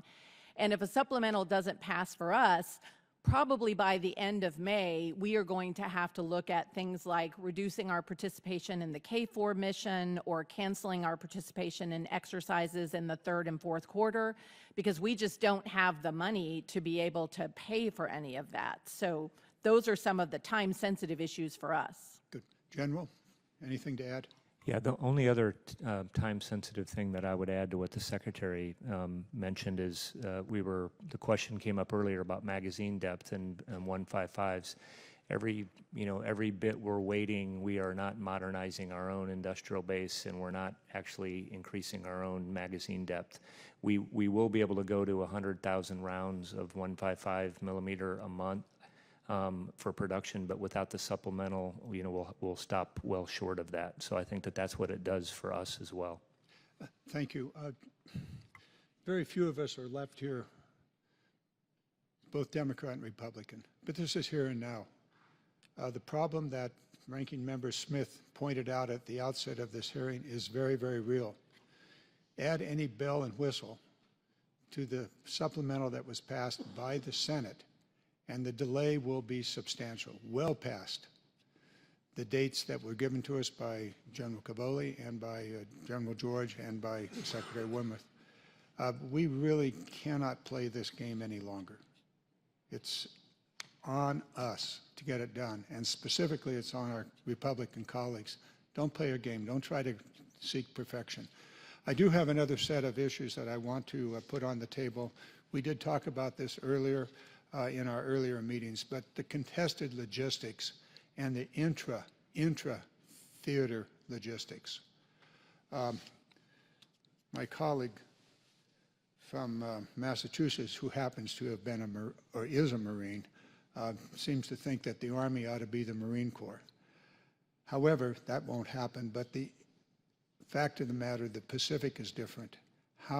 What do you need to be able to operate intra-theater in the Pacific? Things that you don't now have that you need to have.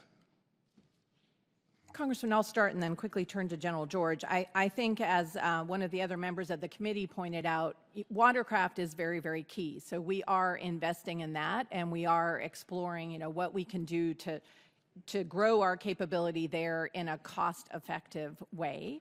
Another thing that we need that, frankly is more controlled by our allies and friends in the theater is access, because the more we're able to put our soldiers there with their capabilities, the more effective we'll be in that theater. And so that's something we're working on. And then another thing I would point to is the kind of co-production of munitions like what we're going to be doing with Australia. That will be very helpful from a logistics perspective. Yeah, I would add. Well, I claim my 30 seconds. Gentleman's time's expired. Chair now recognizes the gentleman from Guam, Mr. Moylan. Thank you, Mr. Chairman. Secretary, the top item on INDOPACOM's unfunded priority list is Guam's missile defense system. This system is largely operated by the United States Army personnel. Now, will an increase in funding for the Guam missile defense improve the Army's ability to defend my constituents? Thank you, Congressman. We are very focused on the defense of Guam. At the same time, it is absolutely going to be a joint mission and a joint responsibility. We're working very closely, for example, with the Navy on defense of Guam. We have money in our budget to enable us to be able to bring forward a defense of Guam by FY27. It'll be a mix of Patriots, THAADs that are already, there in Guam. I had the opportunity to visit our THAAD battery there, and then some of our newer systems like the IFPIC, and we'll have a battalion of that by the FY27. So I think the money in our budget right now is going to keep us on path to be able to build out the defense of Guam as we've planned. However, we do have a top #1 unfunded priority, so that's my concern. General, can you expand on that importance of the missile defense and getting it fully funded? Yeah, I wouldn't, Congressman, I think to what the Secretary said, I mean, the Army, our big role is helping technically, and Mr. Bush is kind of helping with that, and our acquisition professionals and integrated air and missile defense to figure out how to get that together. But it's Air Force and Navy. There's a Navy base there. There's an Air Force base. Right now, there's just one Army battalion that's on the ground. So we're leaning in fully to help do this and understand the importance of doing it. And I know that there's a team led by the Undersecretary of the Navy that's actually pulling all of that together, and we're doing whatever we can to support and really focusing on the technical aspect of the solution there. I appreciate it. Thank you. And Secretary, I'm also very proud to represent many of my constituents who are members of the Guam National Guard. Brigadier General Cruz, the Adjutant General of Guam Guard, relayed to me his wish to have closeness and presence amongst the forces on island. How is the Guam Guard being incorporated into the strategic planning for future operations on Guam, and will the new Joint Task Force Micronesia impact the Guam Guard's operation? Congressman, right now my understanding is that a lot of the great National Guard soldiers on Guam are providing some of the force protection for some of the active duty Army folks and are doing a great job. I actually had the opportunity to meet your tag when I was in Guam last summer, I think. And we're very open to exploring how the Guam Guard can be more involved as JTF Micronesia stands up. I'll be happy to see that they're a part of the Joint Task Force Micronesia to give their inputs. These folks know Guam, live Guam, know all the roads. If a disaster happens, there'll be an asset. So I thank you for that. And my last question, last year, General Karbler testified that demand for THAAD and Patriot systems has outpaced supply. He stated, quote, "Every combatant command wants more Patriot. They need more THAAD," unquote. So has anything changed with the respect to this demand signal, especially for Indo-PACOM with respect to Guam? Congressman, we continue to see huge demand for our air defenders, whether it's Patriot, THAAD, you know, with everything happening in the Middle East right now, they're wanted there, they're wanted in Indo-PACOM, they're wanted in EUCOM.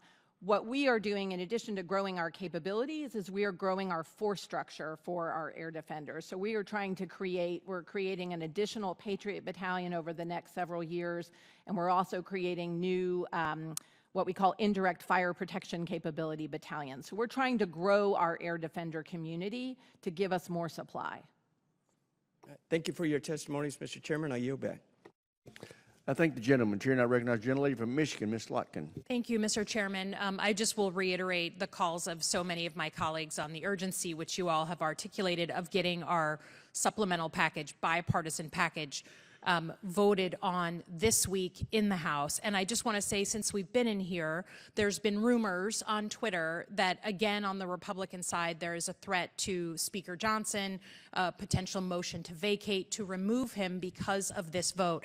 And I just want to say very openly and publicly that there is a bunch of Democrats willing to have a conversation about helping in that scenario if it means we get this supplemental through this week. That's how important this is to national security, to America's leadership role in the world, to making sure that Ukraine is not rolled, the first time a democracy would be rolled since World War II. So I just want to state that outright. It is insane to me that we are so desperate in Ukraine that the Pentagon notified with the Department of Justice the transfer of Iranian weapons that we seized off of Yemen to Ukraine. And the insanity of that, I think, is lost, I hope, on no one. So in any case, you all know the consequences of that.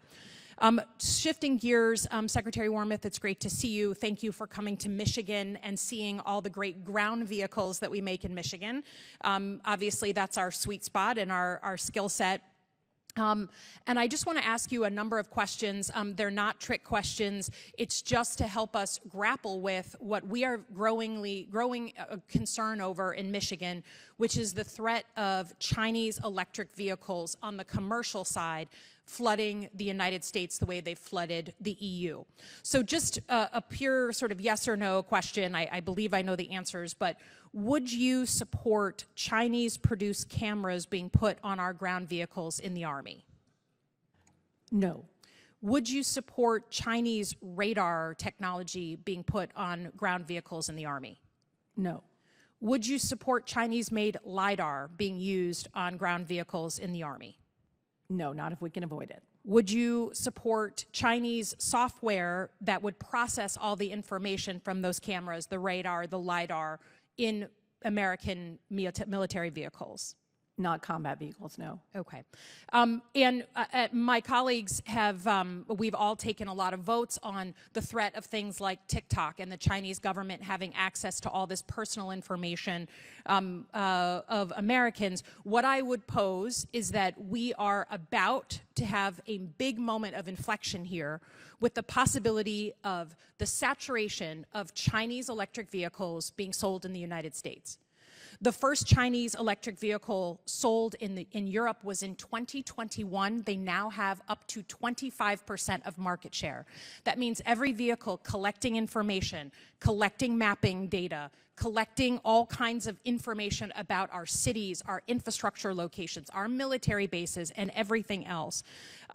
So I make this point only to say that our military would never allow the national security risk of those Chinese components, of those Chinese things being on our military vehicles. Why would we open the door with a red carpet to allow those same Chinese commercial vehicles, that same technology, rolling around every single American city, every single American town? So I will be submitting a number of amendments in the NDAA that just help us make clear that from an American military perspective, we're never going to use those component parts. And I know we have Buy American requirements, so that shouldn't be hard to fulfill. But I'm also going to be asking that the experts on ground vehicles provide some assessment of what that kind of Chinese technology would do in the United States of America, again, commercially, and what kind of national security risk that would pose. So I appreciate your participation in that, and thank you for coming, and I yield back. Chair, I recognize the gentleman from Alabama, Mr. Strong. Thank you, Chairman Rogers, and thanks to each of our distinguished panel persons for being here today. Redstone Arsenal in my district is a federal center of excellence, but the Army gave us a start back in 1941, and because of that, every day is Army Day in Huntsville. As my colleagues know, I could and would gladly spend the entire hearing sharing all the great things that the Army is doing at Redstone Arsenal, but unfortunately, I only have 5 minutes. However, I'd be remiss if I didn't express excitement about the newest Army cross-function team, the all-domain sensing CFT, standing up shop at Redstone Arsenal. 4 out of 10 CFTs isn't too bad, if you ask me, and only further prove that you can't talk about Army priorities and modernization without talking about North Alabama. Secretary Wormuth, the FY 2018 NDAA mandated that mature MDA programs should be transferred to services. However, Congress repealed that requirement after sustained advocacy from the Pentagon, sharing how this would be highly disruptive, especially to programs like THAAD. Is this still the DoD's view that this would be disruptive? Congressman, there are a lot of conversations that happen inside of the Pentagon that I'm not necessarily always aware of, but I think at this point there's not any plan to transfer MDA responsibilities to the Army. Thank you. Given the sudden change of policy, this committee is going to need a very clear explanation as to why. Can I have your commitment to provide a written report on the reasoning? Certainly, I'm happy to have our team lay out kind of our thinking on where that is right now. Thank you. I remain focused on our nation's hypersonic fielding strategy, especially relating to the work coming out of the Army's Rapid Capabilities and Critical Technologies Office, otherwise known as RCTO, which is headquartered at Redstone. To the extent you can share in this venue, I have 2 questions. How is the Army progressing in the long-range hypersonic weapons program, and how is the fielding of the new units to operate these systems progressing? Happy to give you a quick update, Congressman. The work on the long-range hypersonic weapon is going well. You know, obviously, when we didn't have a successful test most recently, we've spent a lot of that time looking at what happened there, how do we understand it, how do we fix the problems so that the test that we'll have later this year will be successful. And I think we have a good handle on that. We've been working very closely with the Navy.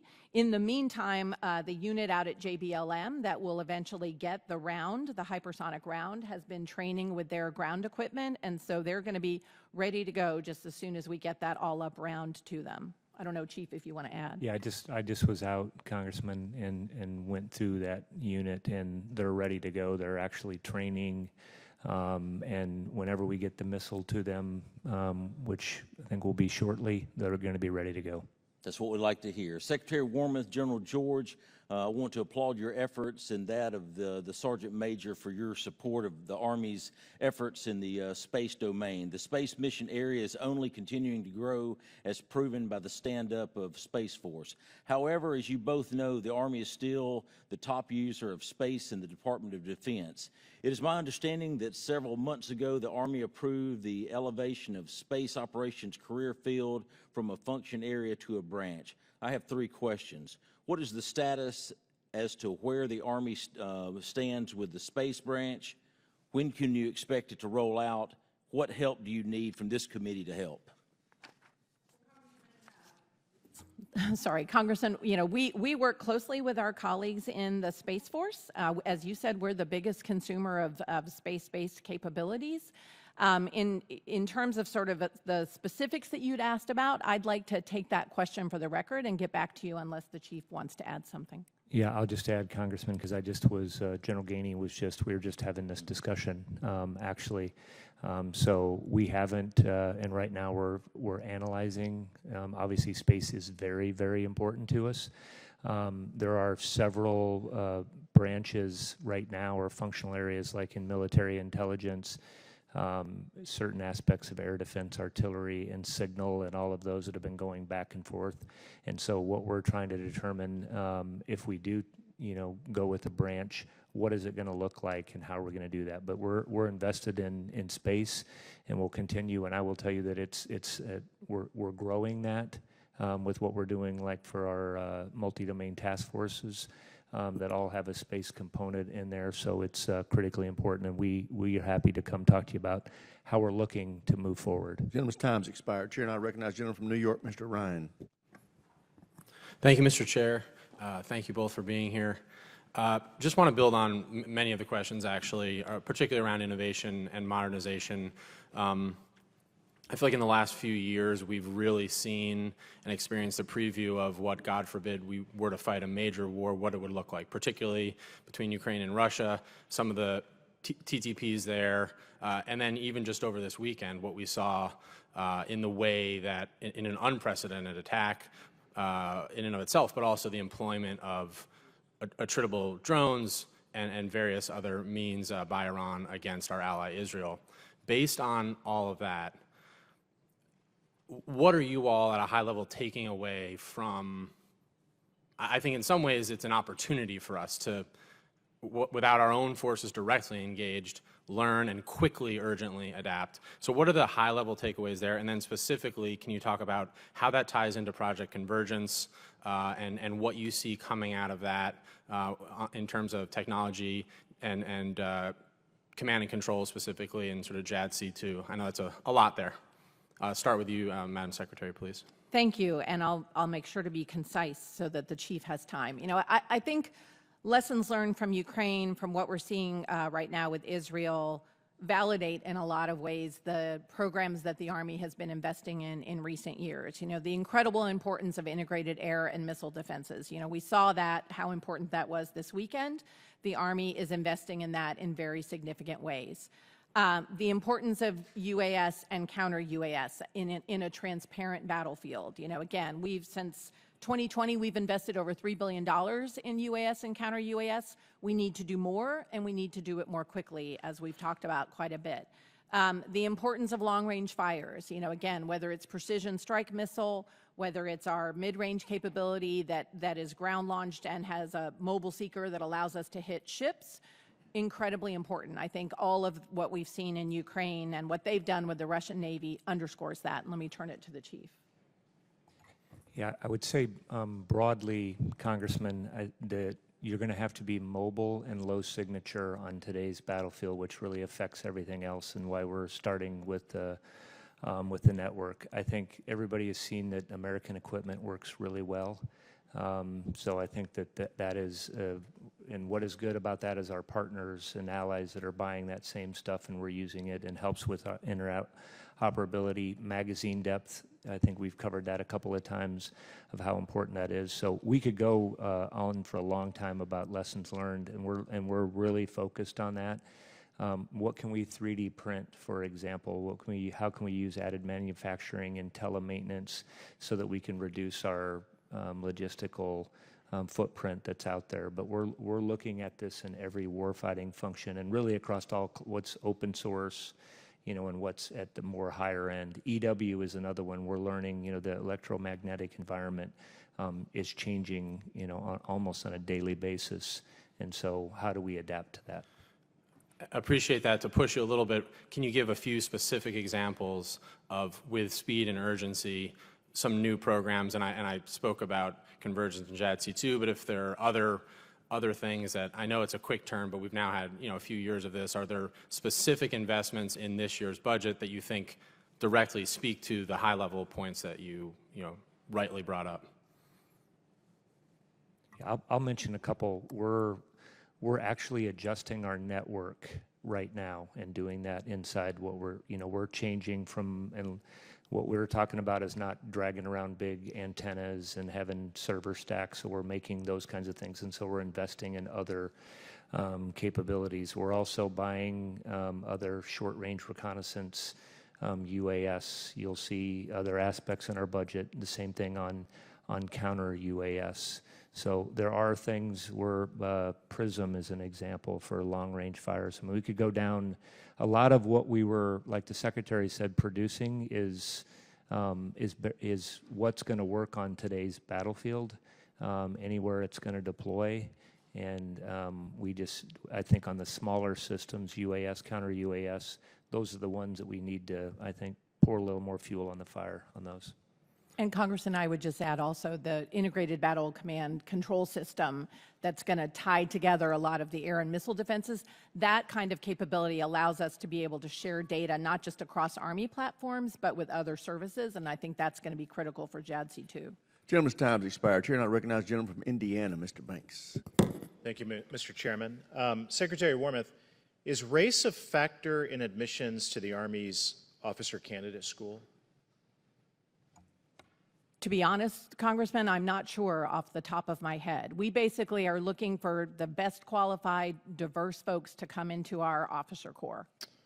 So the Army has said repeatedly that affirmative action at West Point is, quote, critical to our national security. So why is it critical at West Point? You don't seem to know about officer candidate school, but why would it be critical to our national security to protect affirmative action at West Point? Congressman, I think it's the same reason and would be true for OCS and our West Point officers. It's to try to make sure that we have the best qualified, diverse set of people to lead a enormous Army made up of people from all different races, all different religions, all different demographics. The Supreme Court's ban on affirmative action at universities obviously applies to ROTC programs. Has that ruling harmed our national security? I think we're still, seeing the implications of the Supreme Court's decision. But in the meantime, we're doing everything we can to recruit the best possible folks into our officer corps and to the Army more broadly. But if the Army says it over and over again, I mean, what does it really mean that, quote, affirmative action is critical to our national security? I'm just wondering, what does that mean specifically? I think Why is it critical to our national security? Why is affirmative action critical to our national security? What's critical to our national security is having the best qualified officers we can have to lead our soldiers. A large, number of our soldiers are African American, are Hispanic, are women, and we want to make sure that they have leaders that they look up to, that they have things in common with, and that they see as credible. So I think we want to have a diverse set of leaders to lead a diverse set of Americans who are serving in the Army. Is affirmative action the only way to accomplish that? Well, I think, we're taking a number of factors into account. And does it seem hypocritical that affirmative action at West Point, but not for ROTC? How does the Army compute that? Congressman, I think, frankly, I was a little puzzled at the Supreme Court's decision and the fact that they created a carve-out for the military academies when they decided that affirmative action wasn't legal for all of the colleges and universities. Why were you puzzled? Well, it just seems interesting to me. Why would they treat the academies differently from regular civilian colleges and universities? I wasn't sure what the line of thinking there was. But I'm not an attorney. So. If Congress eliminated affirmative action to I agree, it is puzzling. If Congress ended affirmative action at West Point, would the Army abide by that, and like every other college and university in America, and do away with it? The Army is going to abide by the laws of the United States. So yes, I think if Congress passes a law, we'll abide by it. At a conference at Duke University, you said, quote, "Today more than 80% of recruits come from military families. There is a risk of developing a warrior caste when only 1% of the population serves in the military." What did you mean by that? What I meant by that is, I think if you have the preponderance of folks in the Army coming from Army families, you have a possibility of becoming more and more distant from the 99% of the other Americans who aren't familiar with the military. And I just think that's something you want to guard against. I think it's healthy for us in the Army to have a broader representation as possible of folks. Where is the biggest source of military recruitment? Where does that come from? We get people from all across the country. We take a lot of people from the South and Southeast. Southeast. Military families. Yes, about 80%. Children of service members. Yes. How far off is the Army of its current recruitment goals? Right now, we're actually on pace. I don't want to get overly confident, but I think we're going to make our recruiting this year, which is a goal of 55,000 contracts. But you agree that you've reduced your goals from last year when you were way off the mark. We had a very ambitious goal last year. I think General George and I agreed that a goal of 55,000 new soldiers plus 5,000 in the delayed entry program is healthy. I take it from what you just said, is the Army intentionally avoiding new recruits from military families? I mean, this is really stunning. No, certainly not. We are very proud of warrior caste. We're very proud of all of the folks who come from military families, and we welcome them with open arms. Really shocking testimony. Mr. Chairman, I yield back. Gentleman's time expired. Chair now recognizes a gentlelady from Texas, Ms. Escobar. Thank you so much, Mr. Chairman, and many thanks to our witnesses. I want to reiterate a couple things that my colleagues mentioned. Number one, it really is stunning to me that Republicans have unfortunately stood in the way of help to Ukraine, especially as Ukraine is on this very dangerous precipice. Number two, I want to also say that I'm so proud of the work that the Quality of Life panel did and the work that we've reported out. I'm grateful to the chair and the ranking member for their support and encouragement of this work, and I look forward to working on implementation once the House, the Senate have passed this and the President has signed. But I want to turn my attention to Fort Bliss, incredible military installation that I have the honor and privilege of representing. Secretary Wormuth, General George, I was so pleased to see the $44 million in additional funding included in the budget request to complete the rail yard at Fort Bliss, following the $74 million investment requested, authorized, and appropriated for the project in fiscal year 24. The rail yard is a critical infrastructure requirement I've advocated for throughout my time in Congress, and I'd love for you to speak to the importance of these MILCON investments to support Fort Bliss's power projection mission requirements, please. Certainly. Thank you, Congresswoman, and I'll turn it over to General George shortly. You know, as you alluded to, it is very important for us to be able to project power out of the United States, you know, to flow our forces wherever they may be needed, and sometimes they're needed on very short notice. So those railheads like the one at Fort Bliss are key to us being able to, you know, move our soldiers' equipment out rapidly. And you know, we have a number of infrastructure requirements for power projection that we're continuing to get after, but I'm very glad we were able to put the investment towards the one at Fort Bliss. Chief. Yeah, Congresswoman, Bliss is a great place to train. It's a great place for our families. So it's a crown jewel for us down there. And I think, like the Secretary said, to get 1st Armored Division and all of the other units that we have, important units to include air defense artillery out of there, having a really good railhead and being able to move those formations quickly is critically important to us, and that's what that's going to provide. Thank you both so much. Secretary Wormuth, I understand that through earlier iterations of the Army's 2030 modernization plan and the stationing actions to follow, Fort Bliss was projected to receive an ERCA, or Extended Range Cannon Artillery Battalion, in fiscal year 26. As you know, the intent behind this was to provide improved lethality and range to our Armored Brigade combat teams, such as the 1st Armored Division, which I'm so honored to represent. Given the relatively recent decision to cancel the ERCA program, can you speak very broadly on the Army 2030 objective to deliver precise, longer-range fires, and specifically, how will post-cancellation recalibration efforts address the 1st Armored Division's need for improved fire capabilities? Thank you, Congresswoman. As we've said it a number of times during this hearing, long-range precision fires are incredibly important to the Army, and we see their value, playing out right now on the battlefield in Ukraine. We did make the decision to not go forward with ERCA because of some significant engineering challenges that were jeopardizing soldier safety, but we still have the requirement for that kind of a fire system with that kind of range. So this summer, we're actually going to be doing a performance demo with industry. There are other systems out there that we think may be able to meet our needs. And I think it's possible that we could even sign a contract for production in FY25. So I think you're still going to see an ERCA-like capability, if you will, eventually going to Fort Bliss. But we just have to do some work this summer to look at what's out there.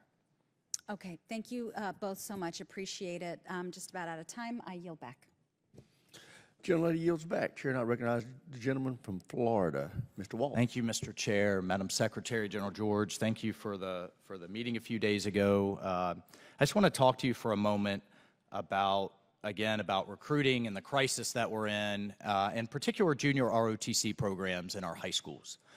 Senator Wicker and I, in the last NDAA, with the support of many on this committee, increased the cap for the number of junior ROTC programs from 3,500 to 4,000. Unfortunately, the President's budget request nowhere near funds these programs. And just for everybody watching and listening, we're talking about 2 to 3 people, half of their cost, because the school system covers the other half. So really, this is what you call in the Pentagon budget dust. But I think the impact is huge. There's a lot of talk about Gen Z doesn't know what it's like to serve or want to serve. Well, now you have Gen Z that's showing up right place, right time, right uniform, positive male and female role models, leadership, discipline, followership, teamwork. And even if they don't join the military, you get a better citizen out of it. I think you would agree. Yes? Thank you. And what I have here is a correlation of the states where you have the highest concentration of junior ROTC programs, mainly in the Southeast and the Midwest. You have your highest percentage of recruiting here and here that are actually joining. So my question is, why do we have the Army shutting down junior ROTC programs right now? And what's concerning, in line with the diversity goals that you were just talking to with Representative Banks, 80% of the junior ROTC programs in the high schools that are being shut down are in minority-majority high schools, 80% of the ones being shut down. Can you speak to that, Secretary Wormuth? Why is that? How does that fit your recruiting goals? How does that fit your diversity goals? Yeah. Shutting down minority-majority junior ROTC programs. First of all, I want to say I completely agree with you that JROTC programs are great. I've had the opportunity to visit a number, and the kids in those programs are terrific. Will you commit to work with us to increase what the President's budget requested? Because I think the outsized impact, the bang for the bucks, is tremendous.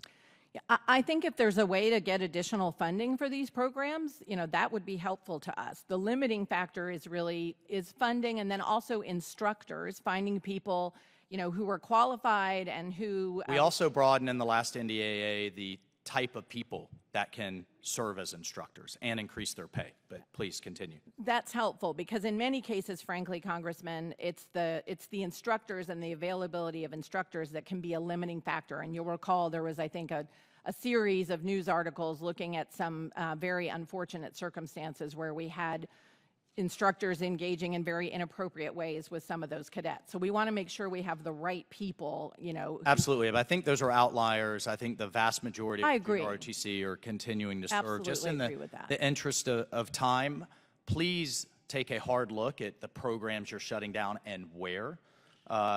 Number one, and we'll have a measure to reduce the number of minimum cadets in this next NDAA. I think if you have 50, 60, 70 kids, that program should continue. Right now it's at 100, and that puts them on the list to be shut down. So we'll work with you to look at that. Just switching topics very quickly, we've talked about the cuts to our SOF enterprise, to our special operators. General George, you well and everyone knows it was Green Berets, I'm proud to say, that were training the Ukrainians from 2014 on to get them ready for this fight. I think they've had an outsized impact and will continue in Great War competition. One of the biggest concerns is misinformation. We're seeing that in Gaza. We're seeing misinformation in the Pacific. There's a lot of talk in this town about misinformation, yet the biggest cuts are to PSYOPs. Why is that, Secretary Wormuth? Congressman, my understanding is actually the preponderance of the 3,000 slots that are being reduced are actually enablers. They're communicators, they're administrative support people. I think that SOCOM and SOLIC have worked very hard to have very targeted reductions to authorizations, and that the reductions to PSYOP are relatively small out of that broader 3,000. Okay, we'll relook that, and then just in the few seconds I have remaining, back to the EV issue, are there any charging stations in Ukraine or Africa or anywhere else? I think we need to take a hard look at the carbon neutral goal and what we're doing to although I will say, I want to foot stomp what he said about JROTC. Those are outstanding programs. We need to do everything we can to maintain those as viable. With that, I recognize the gentlelady from New Jersey, Ms. Sherrill. Thank you, Mr. Chairman. As you've stated, the Army continues to aggressively pursue modernization as a top priority to ensure our land forces can dominate any future battlefield. And as we've seen in Ukraine, the ability to strike at extended ranges allows forces to hit deeper into enemy territory while maintaining a standoff. And when we talk about long-range precision fires, many default to precision rockets and missiles, but the reality is that while these systems have their place, they're not an economic solution for any sustained large-scale conflict. So you mentioned that you think there are opportunities out there with the cancellation of the extended range cannon artillery program to meet some needs, even having some procurement goals. You said, I think, FY25. Are there any other research and other programs you're pursuing to ensure we achieve overmatch against any potential enemy with our current and future howitzer platforms? I'll talk about this a little bit, Congresswoman. So, yeah, we are looking, and I agree with you. It's not just, this gets to same thing as integrated air and missile defense with long-range fires. You know, with the extended battlefield, we'll need mortars, artillery, all of that. We're looking at that. And I think what we're looking at right now is how do we become more mobile on the battlefield with all of those systems. Excuse me. And then we also got to look at the round. What can we do to adjust the round? And we've done a lot with energetics and made some adjustments so that we're not changing out our systems, that we're actually getting increased range, increased accuracy, and increased lethality by using that as well. So we're trying to look at it in totality. And then the other thing, I do think that there are loitering munitions and other things that we can do that we can reduce the cost on that will also expand the battlefield. That is, we are looking at those as well. Thank you. And our support to Ukraine has also opened our eyes to the shortcomings in our defense industrial base, especially for artillery shells that continue to show their necessity in modern warfare. So Ukraine is limited to firing, I believe I last heard, 2,000 artillery shells a day, roughly 1/3 of Russia's capacity. due to shortages. If the U.S. is to find itself in a large-scale conflict, our industrial base must be able to quickly and effectively increase production of critical munitions to support our armed forces. So, Madam Secretary, this committee has done much to support the Army ammunition production base. What further investments are needed to ensure our organic industrial base can scale production of munitions to meet the requirements of not only today with respect to Ukraine, but potential conflict in the future? Thank you, Congresswoman. The work that's been done, at places like Picatinny and elsewhere in the past couple of years has just been outstanding. I think we've strengthened our industrial base considerably. In terms of future investments, our budget invests $1 billion a year across the 5 years in our organic industrial base, so in our 23 arsenals, ammo plants, and depots. And then, of course, we need to work with our partners in industry to continue to build up our munitions. And so this budget requests over $3 billion a year for munitions, everything from Javelins to Stingers to Gimlers to PAC-3 MSE. So there's a very substantial investment in munitions and the broader industrial base in this budget request. Thank you. And then, as we've seen from the war in Ukraine, it's given us valuable lessons learned as we prepare our forces for large-scale combat operations. It's one thing to develop and adopt technologies such as drones and electromagnetic warfare, but we have to incorporate those lessons into doctrine, training, and the organization of our land forces. So, General George, can you provide an overview of how the Army's incorporating lessons from Ukraine at echelon? How are our soldiers mastering these new technologies while also working on old school tasks such as trench warfare and analog communications? And finally, how are we preparing to counter the lessons our adversaries are learning from this conflict as well? Okay, thanks for the question, Congresswoman. Yeah, 20 so seconds. we have, I'll try to be quick. We have Center for Army Lessons Learned over there. TRADOC is leading this, but really all the organizations from the Army Futures Command, making sure that we're learning what we're doing. And we say there's a difference between a lesson observed and a lesson learned. For it to be learned, we have to change how we train, we have to change how we equip, and how we operate. We've been at CTCs, I've been out to every one of them here the last 3 months, and we are doing that. One quick example is, we haven't been looking up and, with drones and what you can be, how you can be seen, and now signature management is increasing. Gentlelady's time's expired. Chair, and I recognize the gentleman from Florida, Mr. Jimenez. Thank you very much. And I want to follow up a little bit with my colleague from Florida in terms of electrification. Secretary, do you believe that the climate change is the greatest threat that we face as a nation? Congressman, unfortunately, right now we face a number of extremely pronounced threats, whether it's Russia, China, Iran, but I think climate change is... It's not the question. Is it the greatest threat that we face as a nation? Existential threat we face as a nation? I generally don't support sort of one-to-end list prioritizations, but I think climate change is a concern for us, certainly. Do you believe that what's more important for a weapon system, to be carbon dioxide neutral, or is it to be effective? Of course, it's for it to be operationally effective. Very good, thank you. So I would hope that when we look at this charge to electrification, that we look at effectiveness more. It's the only, really effectiveness is, to me, is the only criteria that we need to follow. So, Secretary, one of my biggest concerns is that our defense industrial base and the current status of the 155 millimeter stockpiles. What is the Army doing to invest in the industrial base? Congressman, we've invested $1 billion in the organic industrial base, the base that we control, and then we have over $3 billion in our budget for munitions.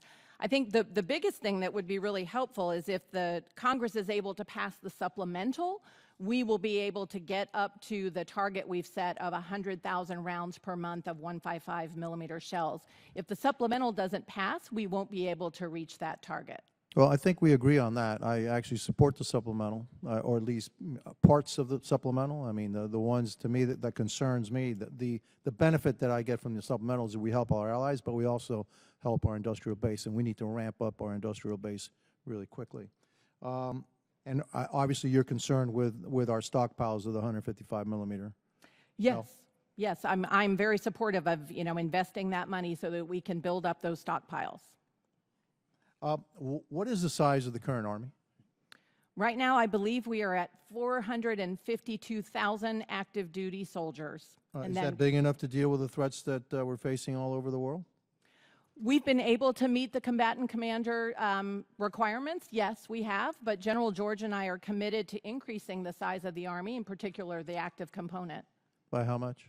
Well, we're aiming to get to about 470,000, Congressman, by 2029. Will that be sufficient to face our threats around the world, or potential threats around the world? Obviously talking about the potential threat of China. What's the size of their army? I think they have a very large army, particularly because they have a very large police force as well, an interior ministry force. And but that's considered part of the Army? It has some similar roles to the Army, yes. Okay. Is it significantly bigger than ours? I think, Congressman, it may be bigger than ours, but one thing I will tell you that I think is a huge comparative advantage for the United States Army is the quality of our soldiers and our leaders. That is a comparative advantage for us. We are much more effective and able to execute mission command than the Chinese Army. And that translates to combat effectiveness. All right. General George, it's my understanding the Army is working on to upgrade the precision strike missile weapon system and increase its range to more than 1,000 kilometers. Known as PRSM Increment 4, the Army requires additional funding in fiscal 25 to maintain the schedule and resource a competitive program. This is one of the Army's highest modernization priorities because of its relevance to the Indo-PACOM theater and contested environments. The current missile has a maximum range of 500 kilos and can reach only a small percentage of identified maritime and land-based targets in China. Is that correct? Congressman, yes, PRISM is a very important missile for us, long-range fires, and we're working on research and development on how we can take the range out. There's other increments, and we can come by and brief you on those different increments that allow us to hit mobile targets as well. So that is part of our portfolio. And the great thing about that system and that missile is it works with our HIMARS, which we know those ground-based fires have been extremely effective. They've proven that in Ukraine, and they can hide and move and very hard to target. So the what is your target date for operation of the new enhanced missile? Well, we're getting some of PRISM will come online here this calendar year. Gentleman's time's expired. Chair, and I recognize gentlelady from Hawaii, Ms. Takuda. Thank you, Mr. Chair. Secretary Wormuth, I appreciate the extent to which you have made childcare a priority for the Department of the Army under your leadership. Last week, military.com released a damning article detailing systemic delays in reporting child abuse and harm in the Department of Defense's child development centers. Too many instances when processes and systems, or lack thereof, have failed our children and our families. Given that the Army owns and operates the majority of the department's child development centers, its policies on child care are especially important and impactful. In reviewing Army regulation on child development services, the section on reporting requirements for allegations of child abuse is, quite frankly, confusing. The threshold for action is far too high, especially when we are talking about potential child abuse. It takes too long, and quite frankly, the determination of what sufficient credibility means is subjective. Noticeably missing from this section of the regulation is any mention of notifying parents and legal guardians. In fact, the regulation only explicitly requires parents to be notified about their child in very limited circumstances, in medical emergencies, instances of communicable disease, acute illness, unusual occurrence, excursions, availability of care, change in personnel, no mention of child abuse. Secretary Wormuth, in the interest of the health and safety of our children, what steps can the Army take to clear up its policies on reporting these instances of child abuse and ensure that parents and legal guardians are part of those policies? Thank you, Congresswoman. And as a mom who has 2 grown kids now, but who had kids in daycare centers, I would certainly want to be notified if something had happened. So what I'd like to propose is that our team work with your office to look at the regulation and look at some ways that we can strengthen it and make sure that we're notifying parents if something happens with their child. We certainly want to make sure that that happens. I will say we have very high standards for the employees who work in our CDCs. They go through background checks, and I want to make sure we don't have any instances of inappropriate behavior, but I think on balance, the quality of our CDC employees is very high. I've been very impressed with what I've seen. Thank you. And the bottom line is those policies need to be, reflective of the actions we like to see, and we have to make sure we hold them accountable. Military.com also reported that some updated policy is marked as CUI, controlled unclassified information, making it difficult for some parents to see those policies and actually know the information they should be getting about their children. Secretary, would you please explain why these policy documents have been marked CUI in many cases, and what will the Army do to make sure that parents and legal guardians are clearly informed of these policies?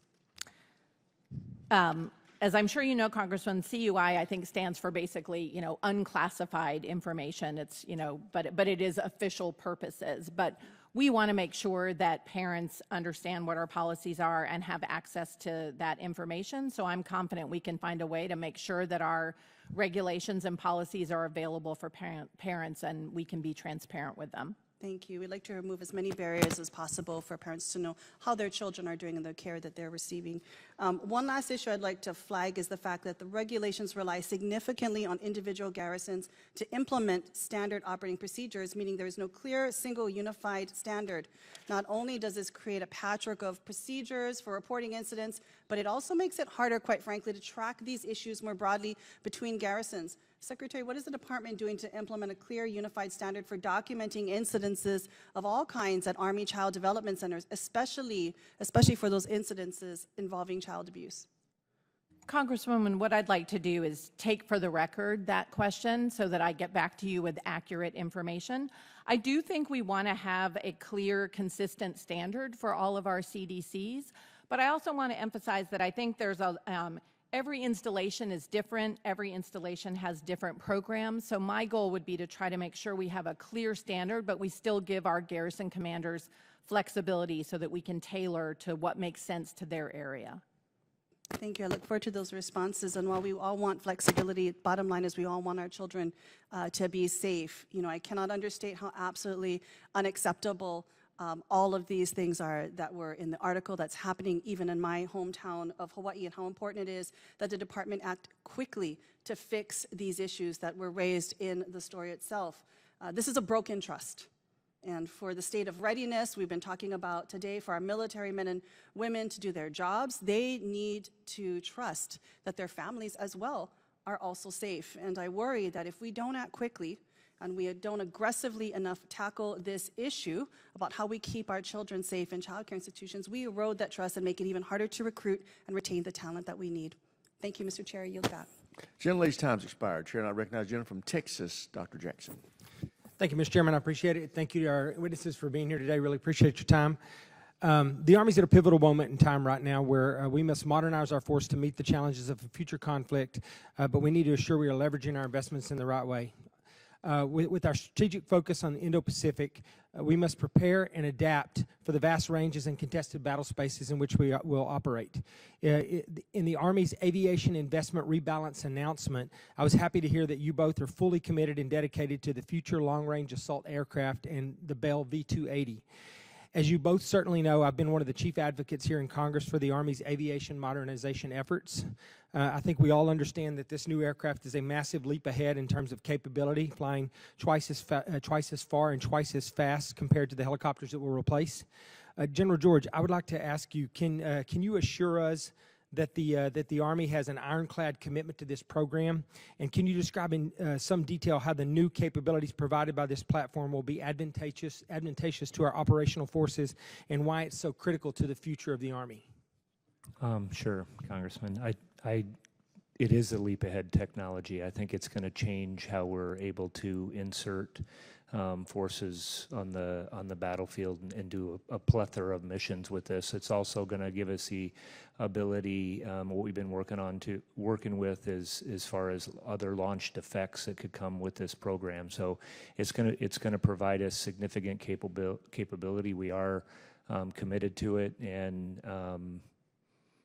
Okay. I agree with you. I also want to point out, too, as an emergency medicine physician and a physician in the military that served in a combat zone as well, I fully understand the importance of what we used to refer to as the golden hour, but obviously, time is translated into lives, and lives that we will or won't save.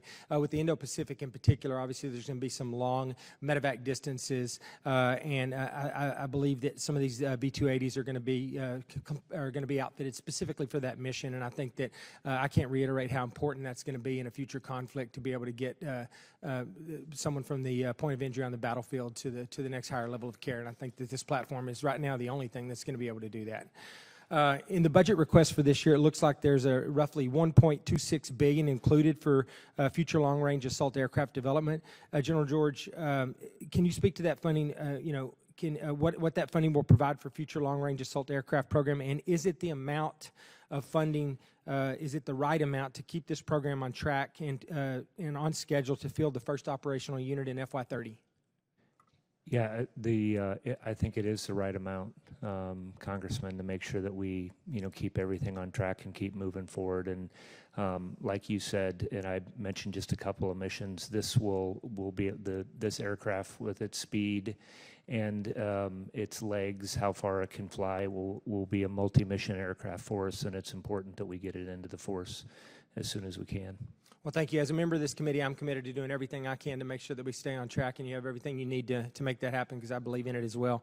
Real quickly, I just wanted to ask you a quick question. A few weeks ago, the commander for SOCOM told the Intelligence and Special Operations Subcommittee about the dangers of the proposed cuts to the Special Operations Forces in the Army. I get it, with constrained budgets and record inflations, difficult decisions have to be made by cutting specialized personnel and the unique capabilities from the force. I think that it's a little bit strategically short-sighted. It undercuts our strategy to compete and deter our adversaries, because I promise you our adversaries are not doing the same. When asked about the Army's decision to cut these special forces, General Fenton said, "The challenge is that it's against the backdrop of ever-increasing demands from our combatant commands. A 150% increase or more in our crisis response missions over the last 3 years, and this ever-changing, more challenging character and environment of war."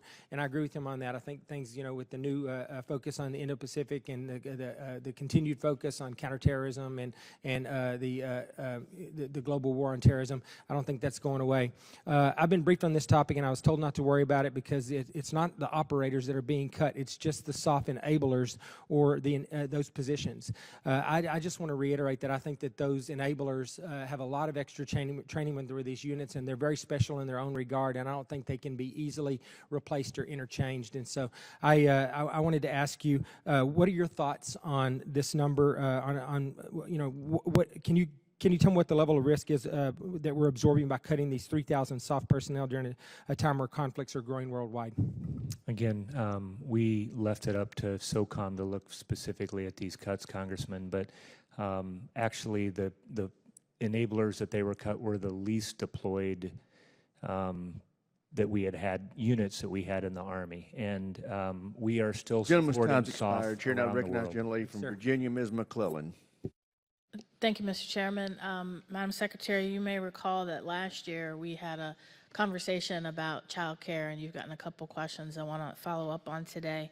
And if I recall correctly, you said one of the biggest challenges that the Army faces, and I think this is probably true across branches, was with the workforce and with the length of time it takes to get through background checks. And I just want to follow up a year later to see if there are any steps that the Army has taken to try to streamline that process. Well, Congressman, if only I, as Secretary of the Army, controlled the security clearance process, because that is often a moment in the pipeline that takes quite a while. There is a separate agency in DoD that's responsible for security clearances and background checks, so that's outside of the Army's control. But we are certainly doing everything we can to try to, help folks who are applying to our CDCs, to help them fill out the forms in ways that, reduce the number of questions and back and forth that they get.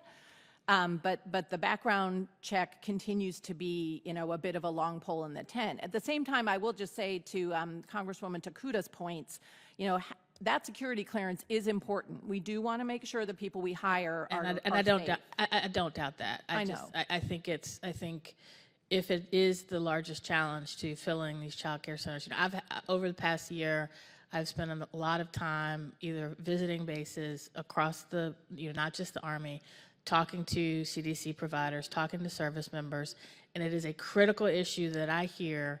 One of the biggest issues with recruitment and retention, and frankly, morale, is the inability to have quality, affordable childcare. And when they can't get it on base, there's also a crisis in the community where the base is, and we've got to do everything we can. So I don't disagree with you that they have to go through the background check. But if it's one of the biggest impediments, we also got to do something to fix that impediment. One of the other impediments that I hear is, or one of the programs that I have heard is benefits with tuition assistance, professional development that the DoD is trying to give to recruit and retain employees at child care centers. But a lot of these employees don't know that these benefits are available. And I heard that directly from employees and their supervisors. Can you tell me whether the Army has conducted a review to ensure that employees and potential employees know about these benefits that are available as they are recruiting and trying to retain their child care workers? Congresswoman, I don't think that we've done a review at the headquarters level. That's something we can talk to our G9 about doing that. I think our garrison commanders, who are usually the folks who are interfacing most often with the CDCs and the employees there, are very aware of the different incentives we have, whether it's recruiting bonuses, whether it is discounts for people who work in the CDC for their children to go there. First child goes free, second child goes 50% off.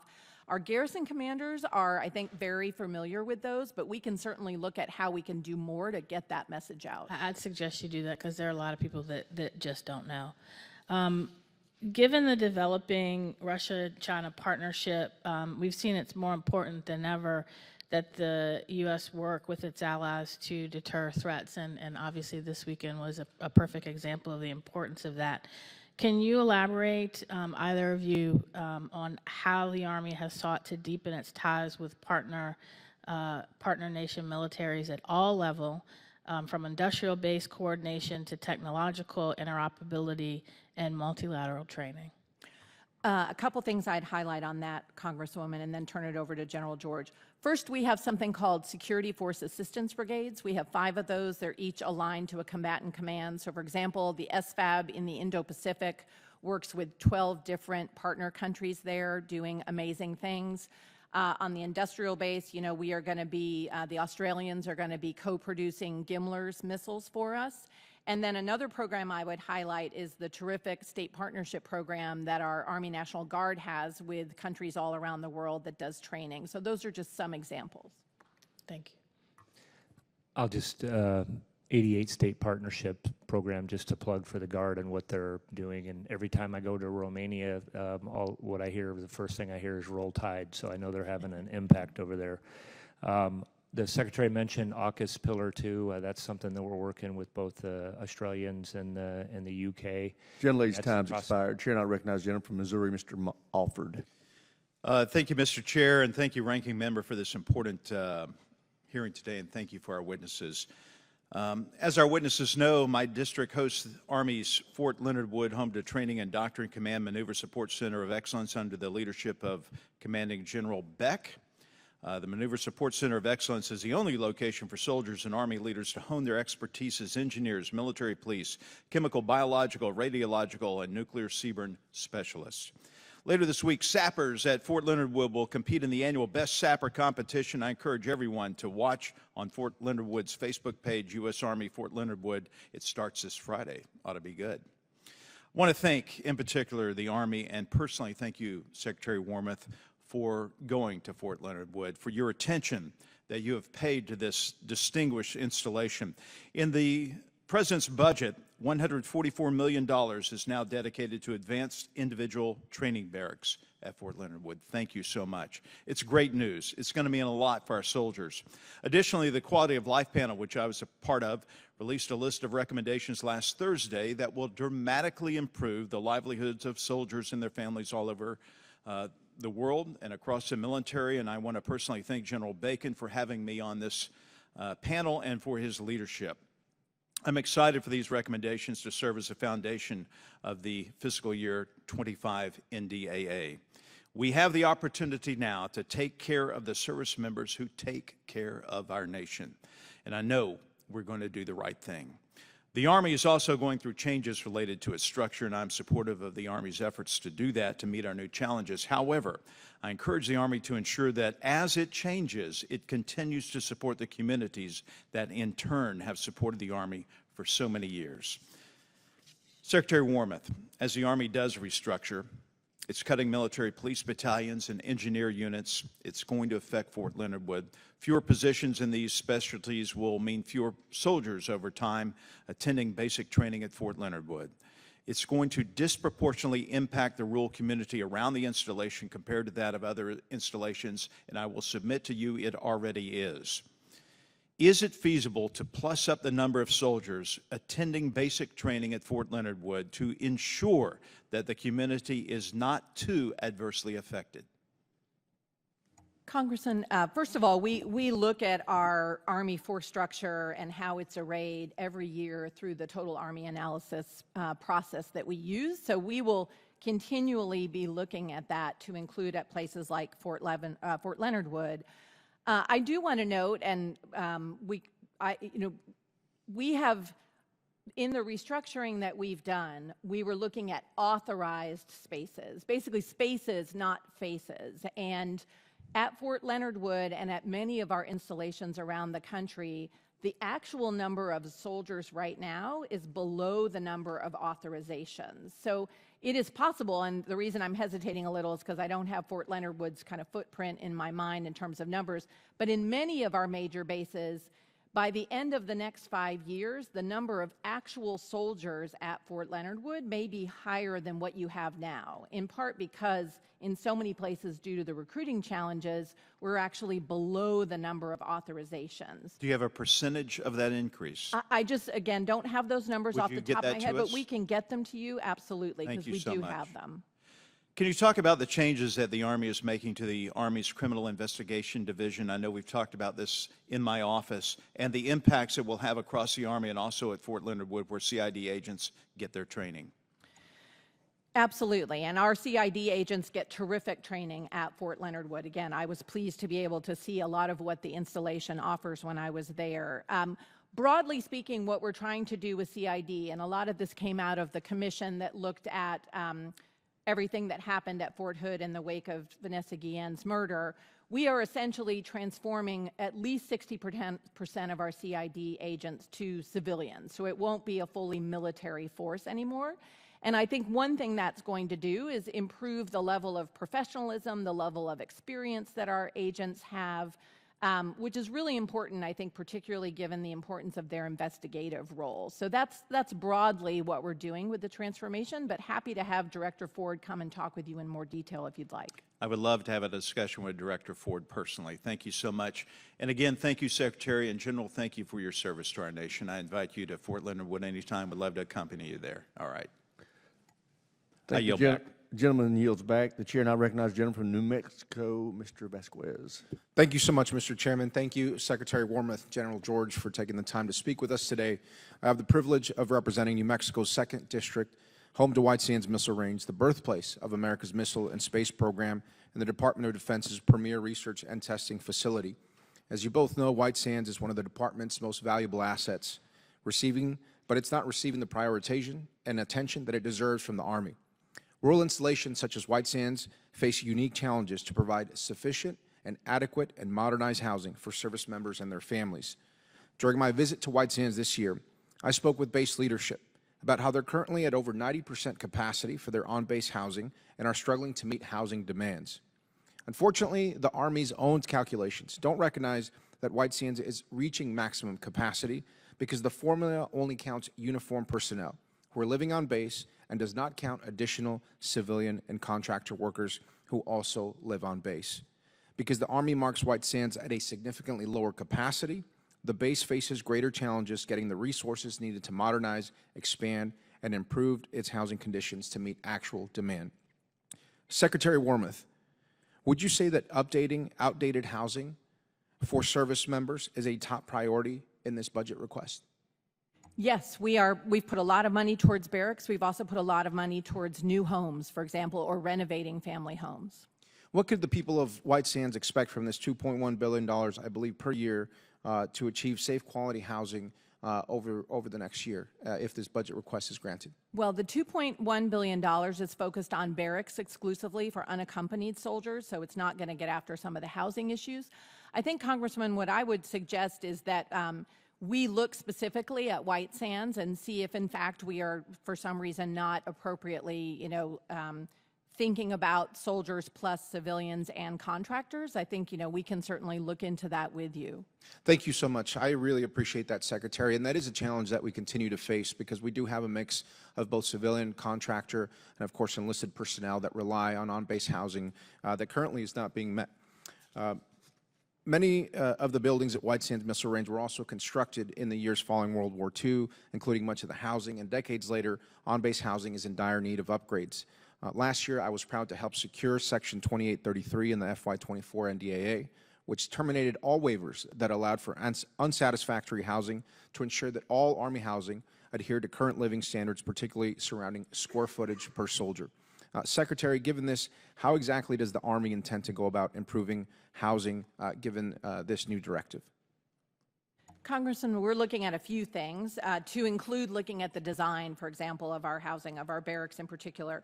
One thing we're doing is trying to shrink the inventory of the worst barracks, the Q3, Q4. We're hiring civilians to be barracks managers, to go into our Department of Public Works to help us do oversight better. And the chief and I and others are looking at the standards for design to look at, what is the bare minimum for square footage, how many soldiers per room. We want to look at that and do that in a way that's cost effective, but gives soldiers good housing. Thank you, Secretary. And do you believe that currently the Army, or in your budget request, has the adequate personnel, resources, and planning ability needed to execute these directives to improve these housing conditions? And if not, what else can we do to make sure you have those resources? Thank you, Congressman. Two things I'd say, and again, I'd like the chief to add. One, we do need to hire more barracks managers, and there's money in the budget to do that, although we continue to be looking at what the requirement is for that. Two, I do want to say, given the inventory of barracks and housing that the United States Army has, it's enormous, it's bigger than any service, and we don't have the money in our budget to, get that inventory up to a high standard in a short time frame. It's just going to cost in billions of dollars. So while we've put a very strong investment towards barracks, it's going to take some years to really get after that problem. Thank you, Secretary. And Chief? Yeah, the only thing I would add, Congressman, is we are reviewing on the barracks, and we can come back and we want a little bit of flexibility, and we're talking to soldiers out there. I've lived in those barracks. The second is we're also looking at how we can spend our money, better, and some of the process things that we've just done with including the Corps of Engineers to kind of streamline what our process is. So we're studying what they're doing out there. One of the places that we went and looked at was University of Alabama, and kind of comparing the cost for what we're building. And I would love to have our team come over and kind of walk you through that. Thank you, General. Thank you, Secretary. Thank you both for your service. Mr. Chairman, I yield back. And I thank you for talking with the University of Alabama. Chair now recognizes the gentleman from Texas, Mr. Fallon. Thank you, Mr. Chairman. General, it's great to see you again, and thank you so much for coming and visiting our office. I think it was very productive, and I have every confidence that we'll have a great working relationship, if not partnership, moving forward. I wanted to visit with you on the Humvee retrofit program.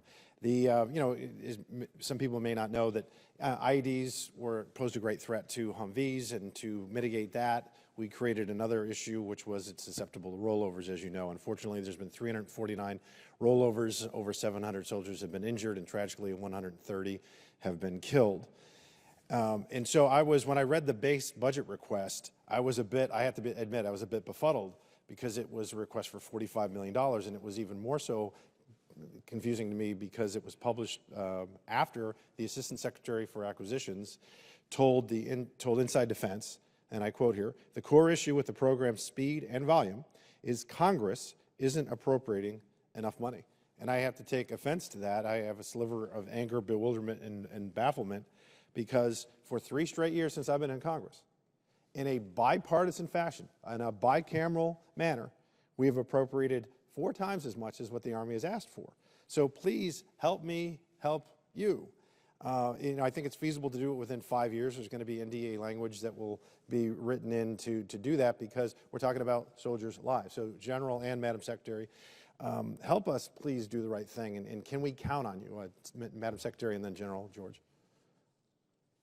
Congressman, certainly soldier safety is critical to us, and we want to work with you. I think one of the things we're doing, frankly, and the chief may want to elaborate on this, is General Rainey at Army Futures Command is actually looking at, do we have the right number of vehicles in our formations? In some cases, we may want to actually be reducing the proportion, if you will, of Humvees that we have in some of our formations. So that's something we're going to have to factor in as we look at the investment in the anti-lock brake systems.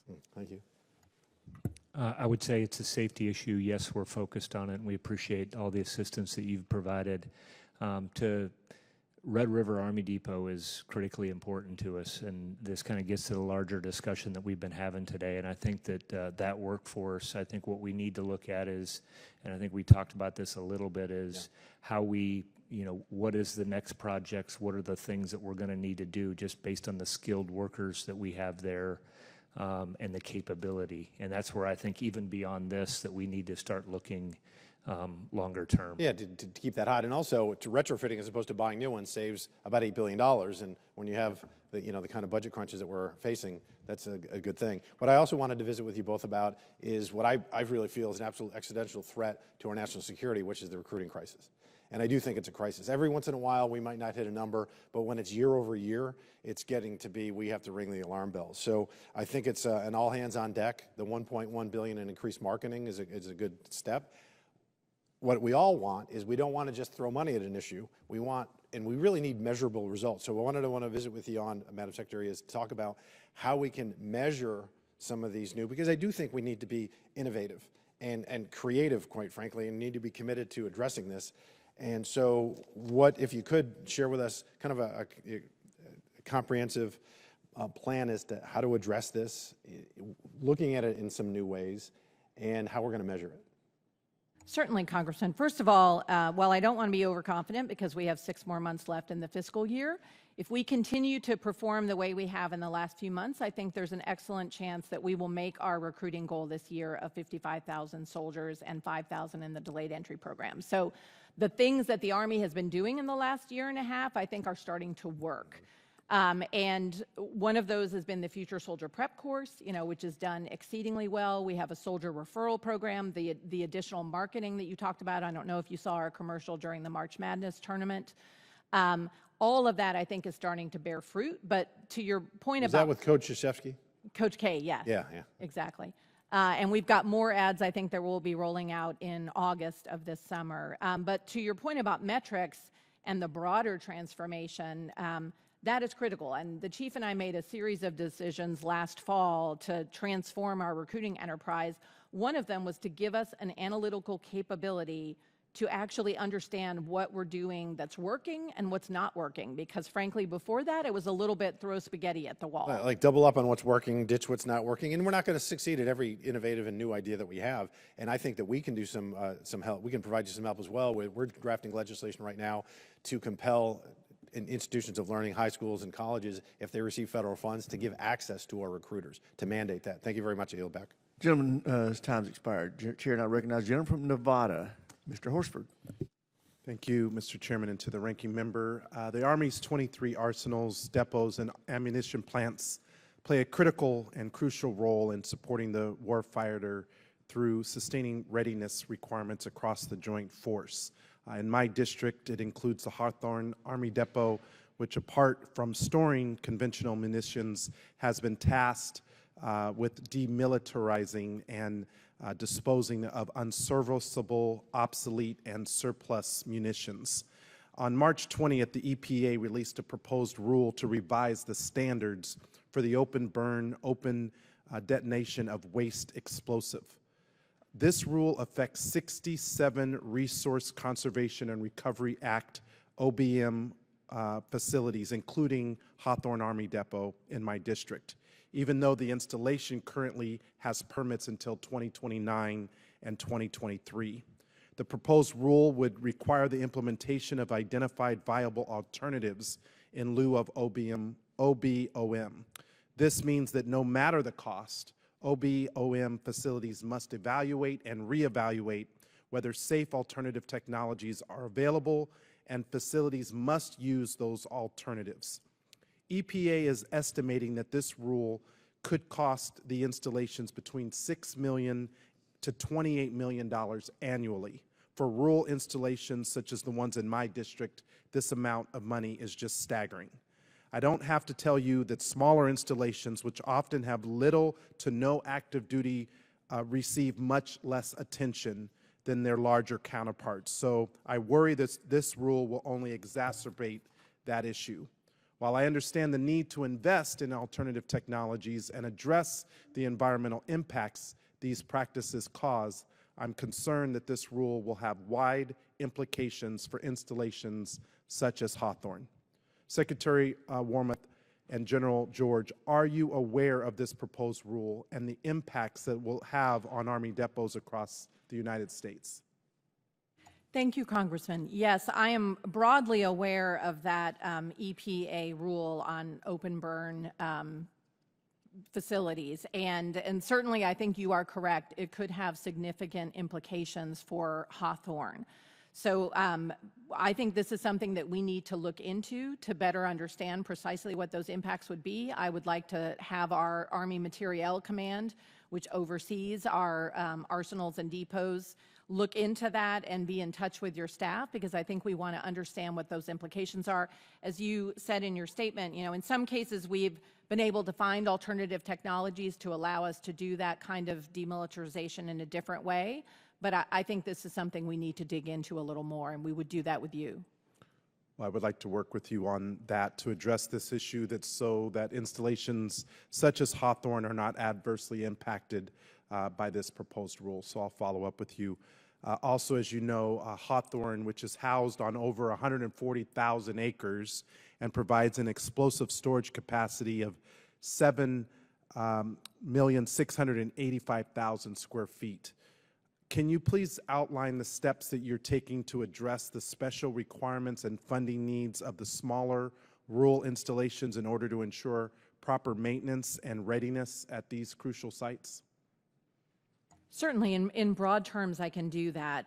All 23 of our arsenals, ammo plants, and depots are critically important to our organic industrial base. And through the leadership of Army Materiel Command, we have a 15-year facilities investment plan and an organic industrial base plan that looks at our investments. And we look at each of them individually to try to determine what their current and future requirements are. And then we basically bring that into our budgeting process to try to make sure that we are investing in those facilities in the way that's needed. I'll be honest, given our top line, we don't always have all the money we need to get to everything right away, but we do have a 15-year plan. Thank you. And again, I'd like to follow up on a few items specific to Hawthorne, some of the issues that I've been able to work with the chairman and the ranking member on in the past. I do not want these installations to be forgotten or ignored. We have critical needs throughout, but places like Hawthorne and other rural installations are vitally important as well and should be given priority. So with that, I yield back.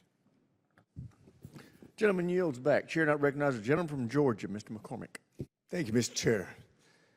Secretary Wormuth, I noticed that we have a recruiting shortfall this year. How many thousands are we below our what's our shortfall for the Army right now?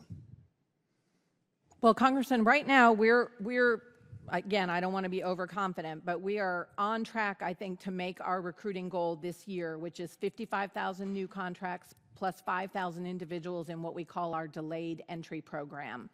I'm familiar. Now, given the recruiting shortages we had in the past, we're still undermanned though, correct?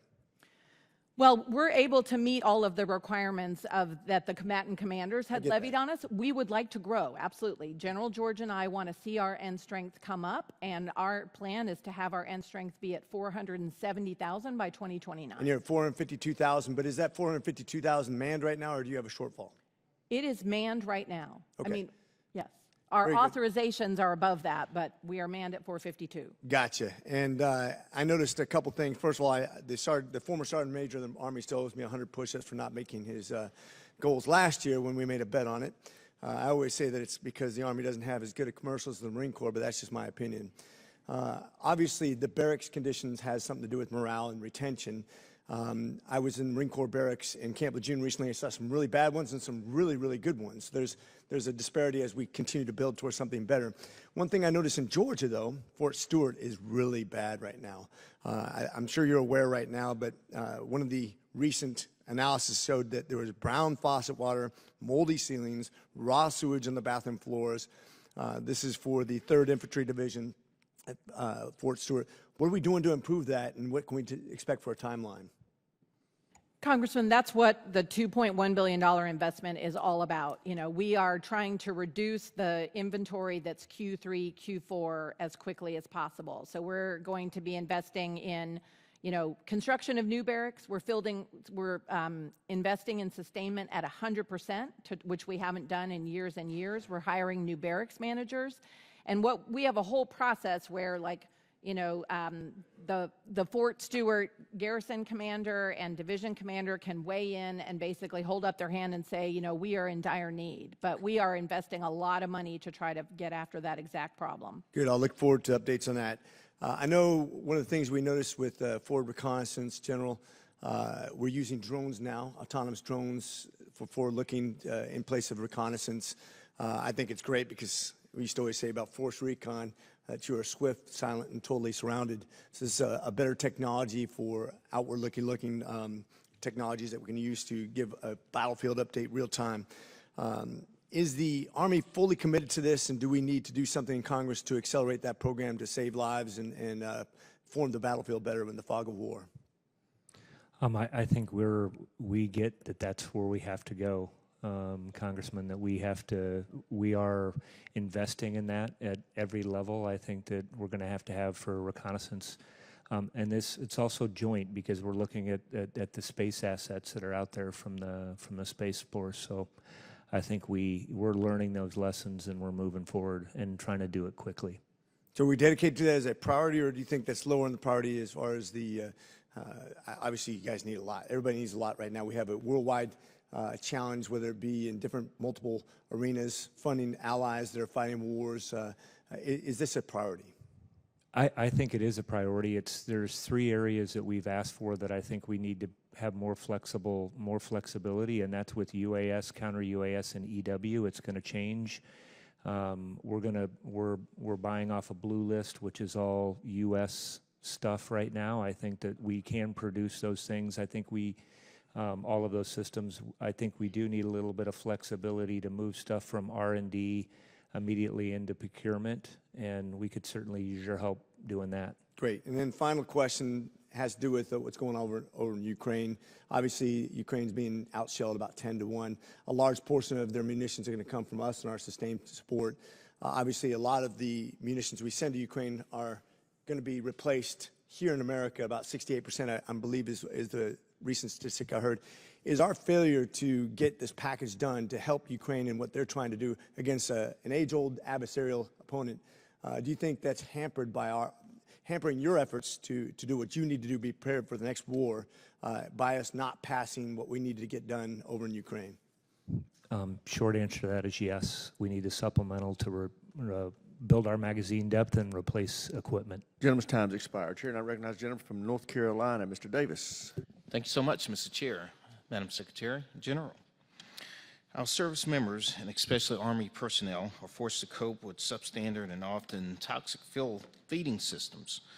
Madam Secretary, as part of the 2024 NDAA, there was a report provision that would speak and address towards this situation in the planning.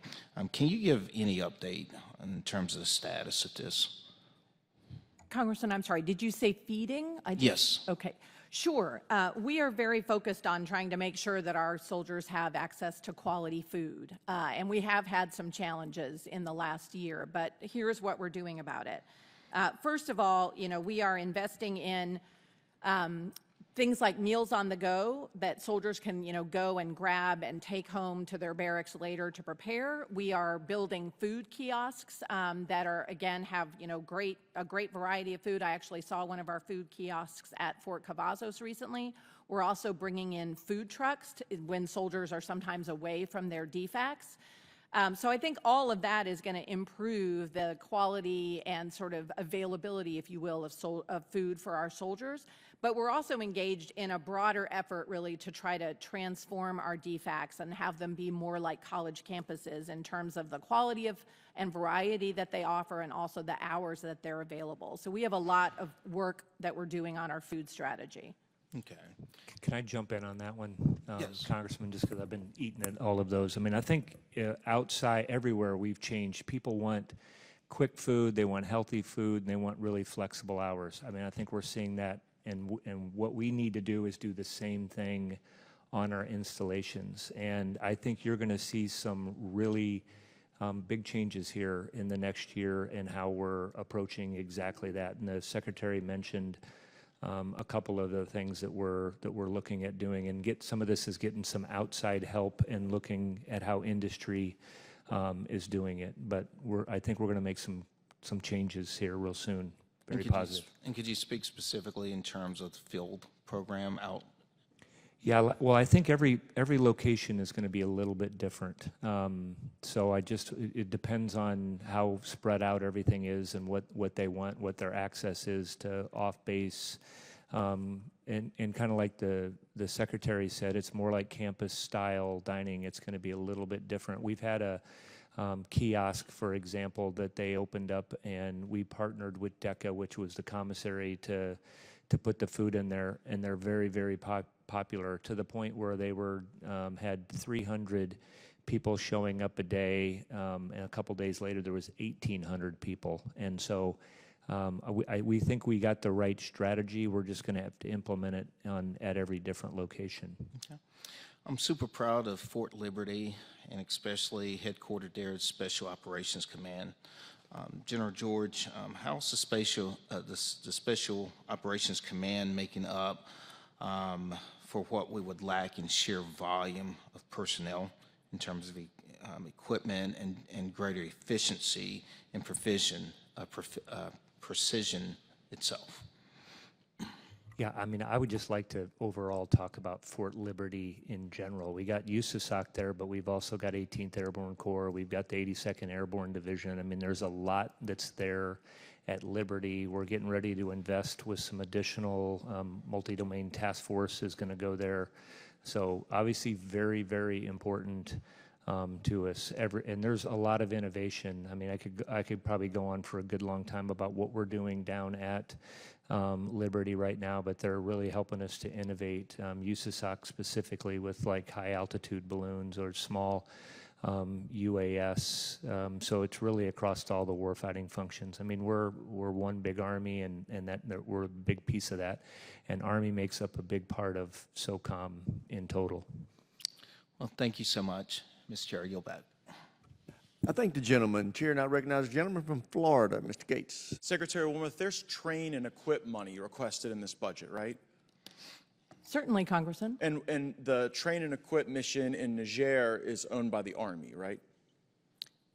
Yes, we certainly provide soldiers for that, yes. General, do you know what is going on in Niger right now? I know there's some challenges over there in Niger right now, and I don't think that we are actually in charge of that mission that's on the ground. Well, yeah, we just heard the Secretary say you've got soldiers there, so we're gonna dive into that to some extent. Do you know what the status is of diplomatic overflights to our installations in Niger? Yeah, I'm vaguely tracking that that's a challenge over there. Well, yeah, I mean, it's not a challenge, it's binary. Are we allowed right now to do diplomatic overflights in Niger? Yes or no? I don't know exactly. I'm not tracking it that close. Do you know if we're allowed to do those diplomatic overflights? I don't, but I'm sure the AFRICOM commander does. Yeah, but you guys just said it's in the budget you're asking for to do these train and equip missions. One of them is in Niger. In Niger right now, the government has stopped us from doing diplomatic overflight missions. So we have Army soldiers right now in Niger who aren't getting their troop rotations, who aren't getting their medicine, who aren't getting their supplies, who aren't getting their mail, and the two senior people in the United States Army are sitting before me, and it's like, hear no evil, see no evil, speak no evil. Are you going to do anything for the soldiers that are in Niger right now who can't get medicine? Yes or no? Congressman, certainly. We can talk to General Langley and make sure that... Oh, I've talked to General Langley. He comes in here and never has really good answers. I mean, I asked him for information about how many of the coup leaders we had trained, including in Niger and Ghana and Mali and the Ivory Coast, and he didn't even produce his report on time. So pardon me for a lack of confidence in General Langley. What I'm telling the two of you is that you have a responsibility for these soldiers in Niger. And General, you would agree with me with the premise that we should never sacrifice the well-being of our service members to avoid political embarrassment, right? Congressman, I will tell you, I'm not tracking that somebody in Niger is not getting their medicine or their mail, but I will follow up. You don't even know the status after of this. diplomatic overflights. How about the great power competition? You would agree on train and equip missions. We would never want Russian soldiers at the U.S. installation where we're doing train and equip, right? That's not even a tough question. You would agree? Yes. And so if there were Russian soldiers behind the wire at Airbase 101 in Niger, where we have soldiers doing the train and equip mission, that would concern you, wouldn't it? Right. Well, I'm here to tell you we've received reports that they run out of medicine in May, that they cannot get their troop rotations. And you know why you don't know that? Because it's a cover-up. Because the U.S. Embassy in Niger is covering it up because of Secretary Blinken's embarrassment. Because Blinken went there in March of 2023 and said this was the centerpiece of our Africa strategy. This was the model of resilience. And then, lo and behold, the very coup leader we trained takes over the country. And then we struggle with whether or not to call it a coup. We've now called it a coup. Since we've called it a coup, now they won't let us get folks in and out. And so I'm looking at what could erupt as another Benghazi, where there is no mission to do. There is no train and equip right now with the coup leaders. So we got a bunch of people sitting around without their supplies, without their medicine, and the whole reason intelligence isn't getting to us is because the embassy is blocking it because Blinken is humiliated that this failed. And I've used my 5 minutes on everything in the Army right now because I have constituents who are there in Niger, and they're wondering how to get water. Did you know they can't even get clean water? Did you know that the partner nations that we have at that base with our soldiers, the partner nations, the Italians and the Germans, they've stopped cooperating with us. They won't even help us get provisions to our troops because of the status of forces agreement that we have with the government being deemed invalid. I am just a country lawyer from North Florida, but this strikes me as something the two of you should know about.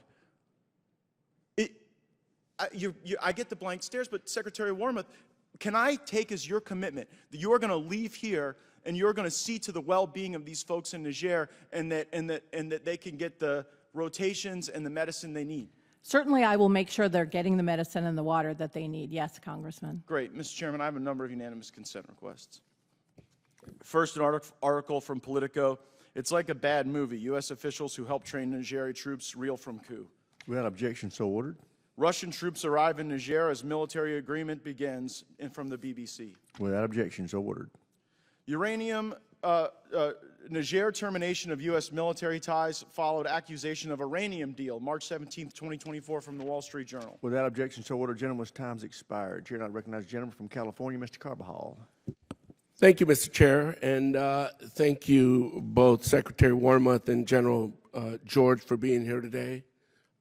Hearing some experts on conspiracy theories and otherwise, but having served in the military, I have a little bit more confidence as a service member, veteran, in what you do. Things aren't always perfect, but I think you do a great job in trying to lead our men and women in the service. General George, as you know, the Army is undergoing substantial modernization efforts. Can you speak to where you see space-based assets fitting into the Army's modernization efforts? And do you foresee challenges with integrating space-based assets with legacy systems? Congressman, space, we are growing this capability. For us, we've stood up already 3 multi-domain task force, a big component of that. is what we have with our space-based assets that are inside of that. We're going to grow 2 additional. The Army is the biggest user of space and on the ground. So I don't see any challenges right now. We are updating our network, which will allow us to share all this. We are learning a lot from commercial industry as well. So I think we're on a good path as it relates to space and building that capability and working with the Space Force. Thank you. Secretary Wormuth, the Army is simultaneously undergoing both a significant force structure and recruitment enterprise transformation. Do you see these 2 reforms complementing each other? How will the new recruiting enterprise help fulfill new force strength goal of 470,000 soldiers by fiscal year 2029? Thank you, Congressman, and thanks for your opening comments of support. Appreciated. I am confident that our recruiting transformation is going to help us. We're already doing better, and I think we'll just keep doing better over time. We just selected our first cohort of warrant officers who are going to be focused on recruiting. They're going to go into the field this summer. We're in the process of developing the pipeline for how we're going to start taking enlisted soldiers and making them specialized recruiters. I think that'll be really important. We are looking at things like what does the recruiting station of the future look like? We have a new innovation cell that will be standing up that's going to help us understand, to a conversation I had with another member earlier, what's working and what's not working. And then, of course, we're looking at, as we build new units like our multi-domain task force, or as we grow additional air defenders or grow soldiers with space capabilities, we're working with our recruiters and our G1 to make sure that we are filling those billets and able to recruit that kind of great talent into the Army. Thank you. We have heard a lot about hypersonic weapon systems on this committee. General George, how do you see hypersonic weapons changing the landscape of warfare we have seen over the last few decades, and how is the Army adapting to this new technology?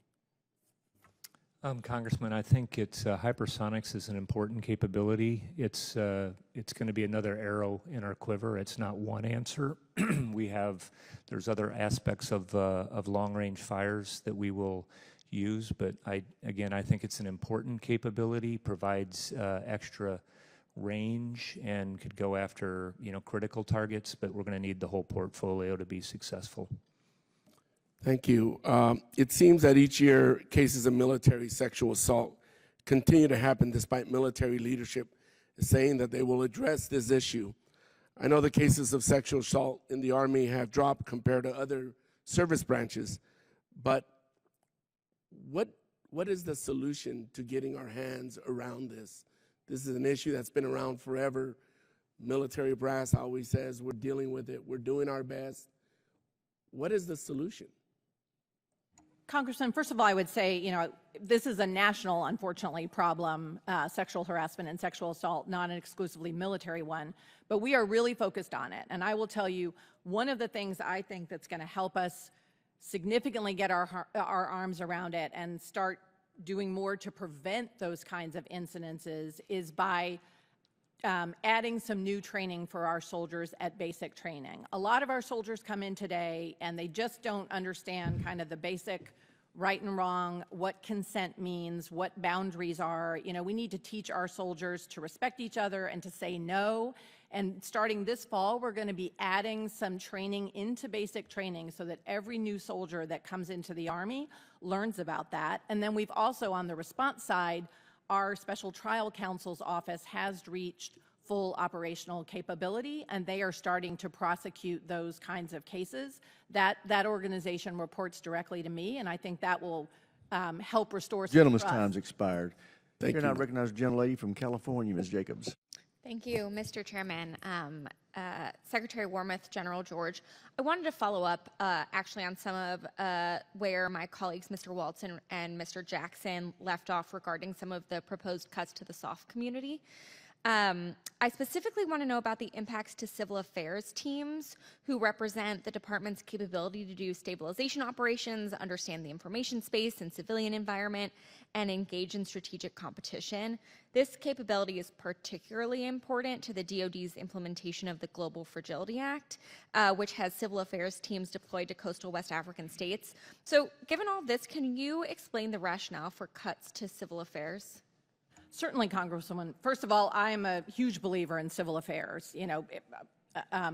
One, I want to be clear that, General George and I fully support and endorse the value of special operators and what they bring to the table. Civil affairs is just one example of that. Basically, what working with SOCOM and SOLEC, we looked at the overall capacity of our special operations community, which grew substantially during the last 20 years.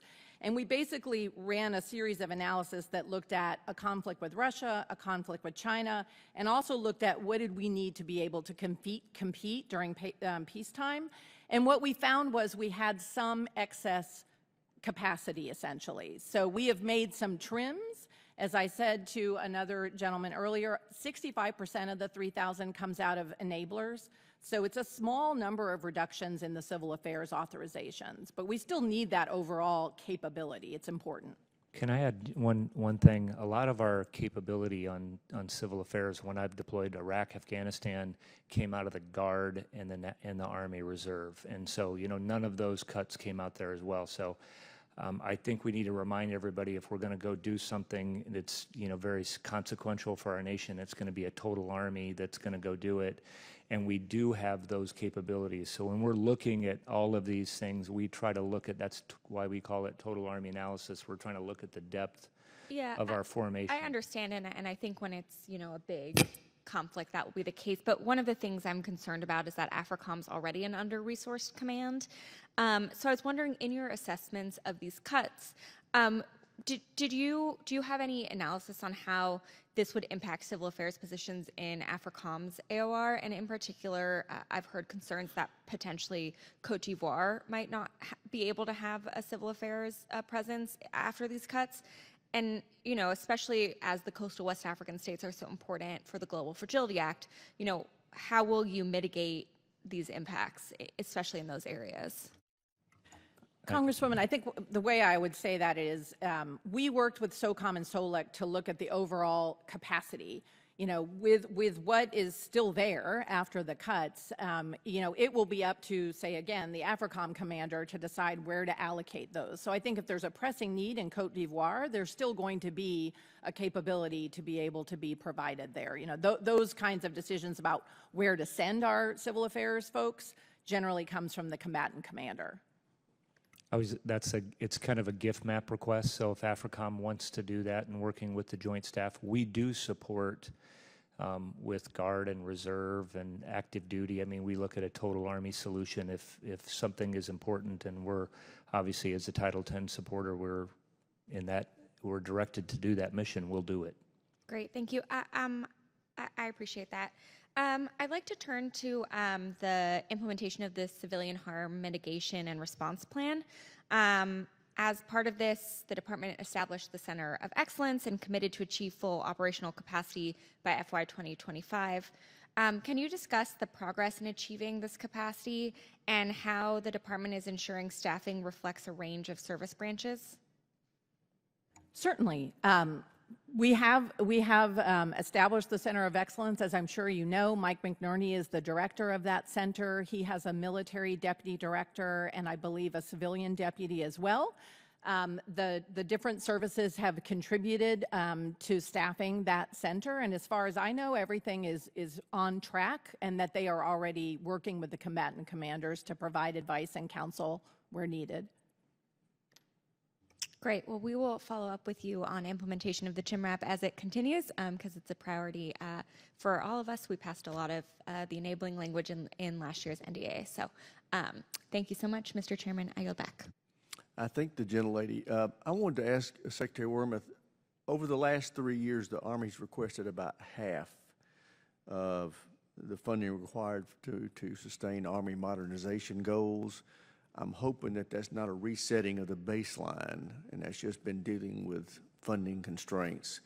To be parochial, shortfalls in the Abrams, Stryker, and Paladin are particularly acute this year. Can you tell me where you're going with this? How do you intend to close that gap, or have you reset your baseline for spending? Congressman, I would say the investment levels you pointed to are good examples of where the chief and I have had to make hard choices about how do we allocate the incremental dollar to enduring systems like Abrams or Stryker or Paladin versus FLRAA or next-gen squad weapon or precision strike missile. I will say if the supplemental passes, for example, that'll help us be able to buy more Paladins, just as one example, so it's important there, and Stryker. But yeah, what you're seeing there is the tension between enduring systems and future systems. Great.